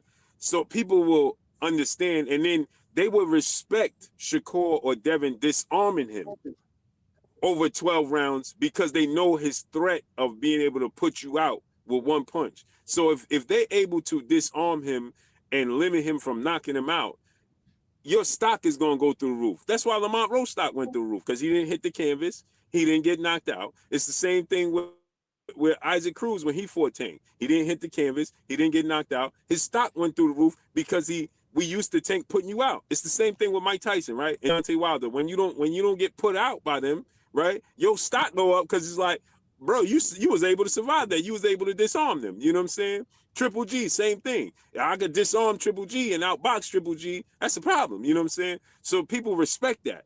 But when you put two boxers, pure boxers, in the ring at their status, especially at this stage of their career, where they both feel like they have a lot to lose, it's going to be a lot of posturing, a lot of feinting, a lot of tying up, right? A lot of what people are not ready to see. It's not going to be Terrence Crawford, Errol Spence. That's not what you're going to get from that fight. You're just simply not, right? You're not going to get that. Terrence Crawford and Errol Spence equal a mongoose and a cobra. You know what I'm saying? When you look at Terrence Crawford and Canelo Alvarez, the size, the sheer size difference made that interesting. You still had two boxer punchers, right? But it was the fact that Terrence Crawford was moving up 21 pounds to face this another Hall of Famer, right? It was that was intriguing, right? The same thing like Roy Jones when he went up to fight Ruiz, right? The heavyweight. It was like, you know, Roy Jones is a better overall fighter than Ruiz, but the weight made it interesting. You know what I'm saying? But here you got two guys that are gonna the sweet science, man. So I would much rather see Devin versus Keyshawn, because Keyshawn, and please, Keyshawn, if you see this and the people, don't take this the wrong way. He's ignorant to the fact, right? He's not going, like Clay said, he's going to press the envelope. He's really a boxer puncher, but Keyshawn is an emotional fighter. So he's going to press the envelope. He's going to try to knock out Devin Haney. He's going to press the fight to the point where he's going to bring the best out of Devin Haney, right? Because of his skill set, his athletic ability, right? He's more polished than Brian Norman, right? So he's gonna press the fight and make Devin fight in places where Devin don't want to, right? So Devin's gonna have to do something more than what we're accustomed. Like once he got like Clay said with Brian Norman, once Devin got understood Brian Norman's limitations, it was like why do anything else? It's like Floyd, right? Once I got you, I got you. Why am I going to change gears when I can beat you in this gear? No, you know what I'm saying? Yeah, no, Blue, to your point, like the impetus for a Keyshawn versus Devin would be similar to if Manny Pacquiao and Floyd would have fought in 2010. It'd have been, like that. Like that's what you're talking about. Right. Because you're going to get an aggressive version of Keyshawn. Again, when I say ignorant, I'm saying that he's oblivious, right? He's like a child, right? A child will jump in the ocean because they don't understand that they're going to drown. You know what I'm saying? A child touches a hot stove because they don't understand they're going to get third-degree burns, right? So they make it exciting. So that's what Keyshawn is going to do. Like Clay was saying, I heard him saying on the show, Keyshawn is going to, I forgot the word you used, but Keyshawn is going to press the fight, in other words, right? He's going to force Devin to go in that bag. That's what I say. He's going to force Devin to go in that bag and do something, because he's not going to be domesticated by a jab. He's going to consistently try to slip, get inside, work, take chances. He's going to throw caution to the wind at times. He's going to take those chances to force an opportunity for him to connect with something significant. And it's going to give Devin an opportunity to be like, all right, I can't just and he's not going to collapse the pocket like Brian Norman did. He's not going to get caught up, tied up. He's going to control that range. He's going to stab that body. He's going to cut that ring off. He's going to force Devin to probably be a little more offensive. And Devin Haney at 147 pounds looks like this is the most menacing version of Devin Haney I've ever seen. Like a very like, I'm willing. We can do that game. You know what I'm saying? I'm willing to figure this out with you, because I'm going to drop you. My power is here. My punch resistance is here. My confidence is here. I'm ready to do it all right now. And another thing, right, Clay and guys, is another thing is we all thought that there was a moment where Shakur could possibly stop Tio, right? But he put it in cruise control, just like Devin, right? It's like if there's no need for me to they're not going to, bro. Yep. I'm not going to. So that's their mentality. So if you put them together, they're gonna be in cruise control a lot of the fight.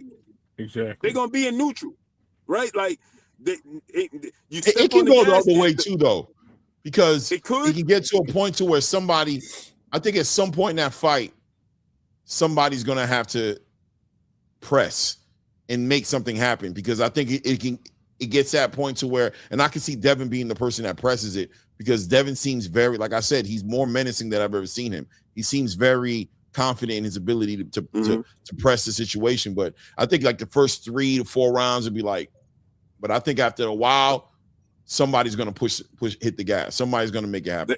They might, but it's gonna be like but that's what I'm saying. For us, it's respectable, right? Because we understand what we're watching. And this is no, I hate to put it this way, but the boxing fans that people they cater to is the casuals. You know what I'm saying? The powers that be cater to the casuals. They don't cater to us because they know we're gonna watch it either way. Anyway, you know what I'm saying? So they cater to the casuals who's gonna be like, how many times we watch fights that we like, man, this is a good fight, in the crowd is boo, boo. Like, bro, what are you talking about?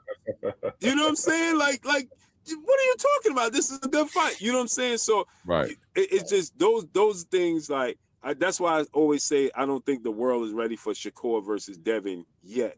You know what I'm saying? Another fight, right? I know you guys remember this fight that the world was calling for. And then it turned out to be a boxing match, and everybody, man, that was boring. Tim Bradley, Devin Alexander. Facts. Remember when they fought early in their career, right? The boxing world wasn't ready to see Devin Alexander and Tim Bradley because they're two boxers, and neither one of them is massive punchers, right? So what was it? It was like, oh man, so Devin Alexander lost, and he was trash to the people. You know what I'm saying? Like, oh man, this dude's trash. No, you didn't understand that Tim Bradley is a very good boxer. You know what I'm saying? Like, and you watch the boxing match, right? That at times got sloppy. You know what I'm saying? And so that's my thing. Like, you know, with this fight, I would much rather see Devin fight Keyshawn. I'm gonna land my plane here. I'd rather see Devin fight Keyshawn. I'm gonna be honest. I'd rather see him fight Keyshawn and Ryan Garcia next. Those are two fights I want to see for Devin next. I want to see those two fights, and I want to see Shakur. If Edwin Dos Santos knocks out Rayo, I would like to see Shakur rematch that man.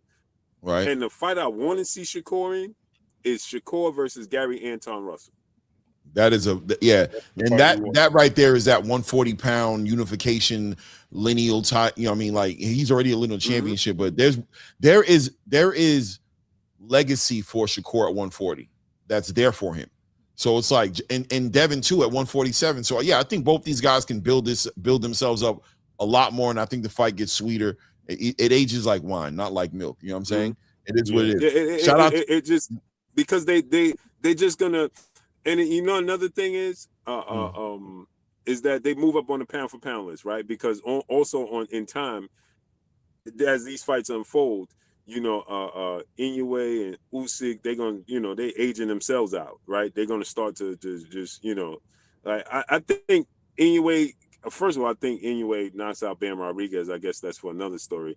I think he puts him straight to sleep. But after Inoue does that, like, really, what's next for him? You know what I'm saying? Like, like what massive fights is there for Inoue? Like, I want to see him go to 135, and I just don't want to see that. And Usyk is 40 years old, and we seen how he looked against the kickboxer. You know what I'm saying? So it's like they getting ready to, it's a changing of the tides anyway. You know what I'm saying? So if you give me Shakur and Anton Russell, and then, you know, Shakur and, you know, whoever, I really want to see Shakur. You could see Dalton Smith, 60,000 people in the UK, bro. 60,000 people. Put hands and feet on Dalton Smith. You know what I'm saying? And then give us Gary Anton Russell and unify. You could become undisputed at 40. You know what I'm saying? And give me Devin versus Ryan and Devin versus Keyshawn. You know what I'm saying? Right. I personally would much rather see those fights than them fight at this catch wave and rehydrate. Man, miss me with that. Build yourselves up. I mean, clearly there's a lot of money on the table. Clearly that Saudi's trying to get behind it. So that's definitely the driving engine. That's what the locomotive is about. There's definitely pressure coming from the money to make this happen. So that's what the X factor is. It would take them arguably turning away from their biggest paydays to do this, and that we all know, you know, this is prize fighting, so it is what it is. I'm going to I also want to touch base real quick because I gotta go, but I do want to say Bam Rodriguez is fighting Antonio Vargas this weekend. That is definitely happening, and that fight right there is the litmus test, right? Because after this, if Bam can put on the masterclass, well, the big conversation is the Inoue fight, which you know, people may be split about this. Some people feel like Bam is the special fighter, like Terrence is, where yeah, he's going up to 122 and he, you know, really just coming from 115, but he's special, right? He has a certain skill set that translates division into division. If he's able to stop Antonio Vargas, if that power translates at 118 for him, there's even more of an argument for that fight. Where are you guys at with Bam Rodriguez versus Inoue? Is that a fight we need to see, or is this too much for Bam? Is Bam just not experienced enough, too small? Is this just a mismatch and we're just getting excited because of the aesthetics of it? Or is there a real epic fight here that would put the number 4 pound for pound fighter? And like Angelo said, there's an argument already that on the back end of a dominating performance on Antonio Vargas, that they would put Bam Rodriguez at number 2 on the pound for pound list. So we could be looking at a number 2 versus a number 1 on the pound for pound list going at it with each other. Is that fight what it looks like it is, or is it smoke and mirrors? I'm gonna answer first because my wife is giving me the signal. So, but yeah, you know, the boss is starting to talk. But I think that, I'm gonna be honest, I think Bam is a very good fighter, but I think he's way too high on the pound for pound list. I think he's way too high on the pound for pound list. 2 fights ago, I'm looking at that fight that he had. He got that late knockout victory, right? I was looking at him like, bro, I see all types of holes in his game. And that fight was supposed to be a stay busy tune-up fight. Now, maybe he wasn't motivated for it, but I think he beats Antonio Vargas because I think that, you know, his styles make fights. I think that Antonio Vargas, you know, defensive flaws will come into play. Bam will clip him, maybe knock him out. But as far as Bam and Inoue, as far as, you know, what I'm hearing is they already having conversations. They don't want to be disrespectful to Antonio Vargas. Is I think Inoue puts him out. I think he makes way too many mistakes. He's not fast enough for Inoue. And I think that his defensive flaws is tailor-made. Now he's action-packed, and the fact that Inoue, you know, he could be had, right? He could be dropped, right? We've seen him get dropped and clip the counter shots, and we know Bam is a very good counter puncher. I personally don't believe that Bam is on Inoue's level. I don't think he's top 5 pound for pound best fighters in the world. I don't see that. Wow. I see a very good fighter, a consistent fighter, right? But the adjustments that I see Shakur make, you know, against the TO and just outclass him, adjustments that I've seen Inoue just freeze Nakatani, right? And just force Nakatani to keep the guns in the holster, right? I don't see that in multiple different ways that Inoue has won fights. And Shakur can win fights, or Devin can win fights, or Usyk against Joshua, Usyk against DeBose, Usyk against Tyson Fury, even though heavyweights don't belong in that list, right? I just see David Benavidez, the way he wins fights in spectacular fashion where he's up against it, right? Where he's, you know, he's in there with different styles, you know, the Caleb Plants, right? The Demetrius Andrades, the movers, the slick boxers. Then he's in there with a thudder, a big dude like Zurdo Ramirez. And then he's in there with, you know, I just think that their versatility, their abilities to fight different styles and to shine in those moments, right? I don't see that from Bam Rodriguez. Not at all. You know what I'm saying? And when you put him in there with Inoue, it's going to look, it's just, to me, I personally think it's going to look like 2 different levels. I think Inoue is going to show you that this is a completely different level than Bam Rodriguez is used to competing at. And he's going to put Bam out. You know, because Bam, again, like Keyshawn, like I said with Keyshawn, ignorant to the fact, right? He's going to keep pressing the fight. He's going to keep coming forward. Inoue ain't going to have to look for him. So I do think he gets past this weekend fight. And I do think that Antonio Vargas' defensive flaws will show up where Bam could capitalize on them and win the fight, and maybe in spectacular fashion or maybe a stoppage, right? But once they sign that dotted line for Inoue is going to stamp himself because he is going to put Bam out. And I think it's going to be a highlight reel knockout. And the world's going to go bananas because it's Bam Rodriguez he just did it to. And on that note, I'm going to land my plane. I appreciate you fellas, man. we and Clay, man, we gotta figure something out. Ray, Angelo, appreciate y'all, man. Salute, all right, Blue. salute. Yeah. Thanks, Much Blue. love to y'all, man. Yes, sir. Salute, You gotta Blue. catch up when you're in Vegas next, Blue. You're not coming up for the Zuka fight, I'll are be you? out there. I'll be out there next in a few weeks. I'll be out there. Okay, I'm gonna contact I'll be you, out Blue. there. So I'll tap in with you. All right. All right. Appreciate y'all, man. That Bam thing, real quick. I just want to say that. Man, I don't even know how to get out. I got you. I'm so We'll kick you out, Blue. We'll get you. Yeah, just kick me out, man. Kick me out, bro. Kick me out. Claymore wants to kick you out anyway. Yo, Go ahead, Ray. That's a pretty heavy take though, and I like that. Yeah, Blue. listen. Blue standing 10 toes down on Inoue knocking out Bam. I'm starting to see Ray. that too, and it's crazy because I think the boxing skills pay the bills, but then I didn't know Bam Rodriguez was like 5'3", 5'4" to Inoue's 5'6", 5'7". That's a huge difference, bro. Especially when it comes with the size of moving up in weight. I think that makes a difference in the marksmanship of it. Then we also have to look at the fact that little Inoue is calling them out. They're still in the same division. He's like, yo, you ain't got to go fight big brother. Come fight me.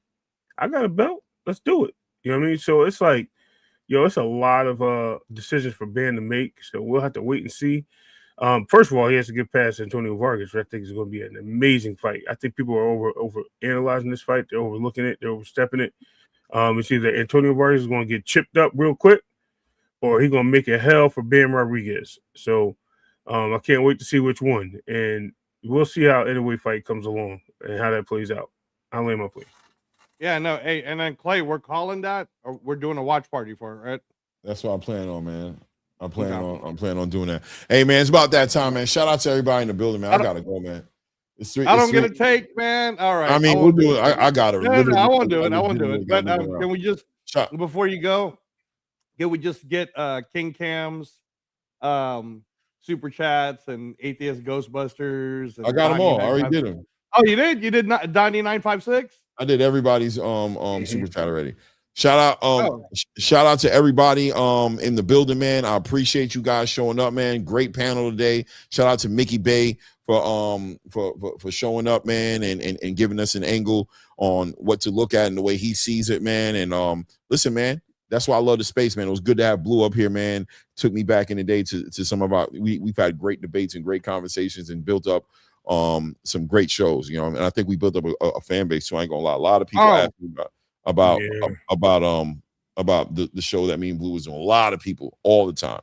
So it was great to have him back up here, man. Shout out to everybody in the building, man. You know what it is. Hit the like button, support the grind. If you haven't hit the like button, do that as well. Subscribe to the channel. If you haven't done that, you already see how we're carrying it here. We got a lot more guests that are going to be coming through, a lot more different we got a lot of stuff coming to the channel. Support the grind. I appreciate all the super chats. Everybody that was in here showing love today with the super chats, man. Thank you. What's up? What's up, Angelo? No. Just Donnie 956 says we didn't address it, so I don't want to do that to him. Yeah, bro. Your super chat question. That's a good fight, except for Vernon Brown's kind of old. That's what I was saying. Is that King Cam did too? Donnie 956 did that one. No, we talked. We addressed everybody. Even Donnie, I didn't really address because it was not part of the conversation, so I didn't want to. Right. And you know what I mean, but everybody else got addressed. But look, I ain't gonna lie. It's about that time. I'm not doing it. Man. Yeah, I gotta go. I am not gonna play no games with y'all, bro. It is what it is. Shout out to everybody in the building, man. Until the next one, man. You already know what it is. At this point, we out.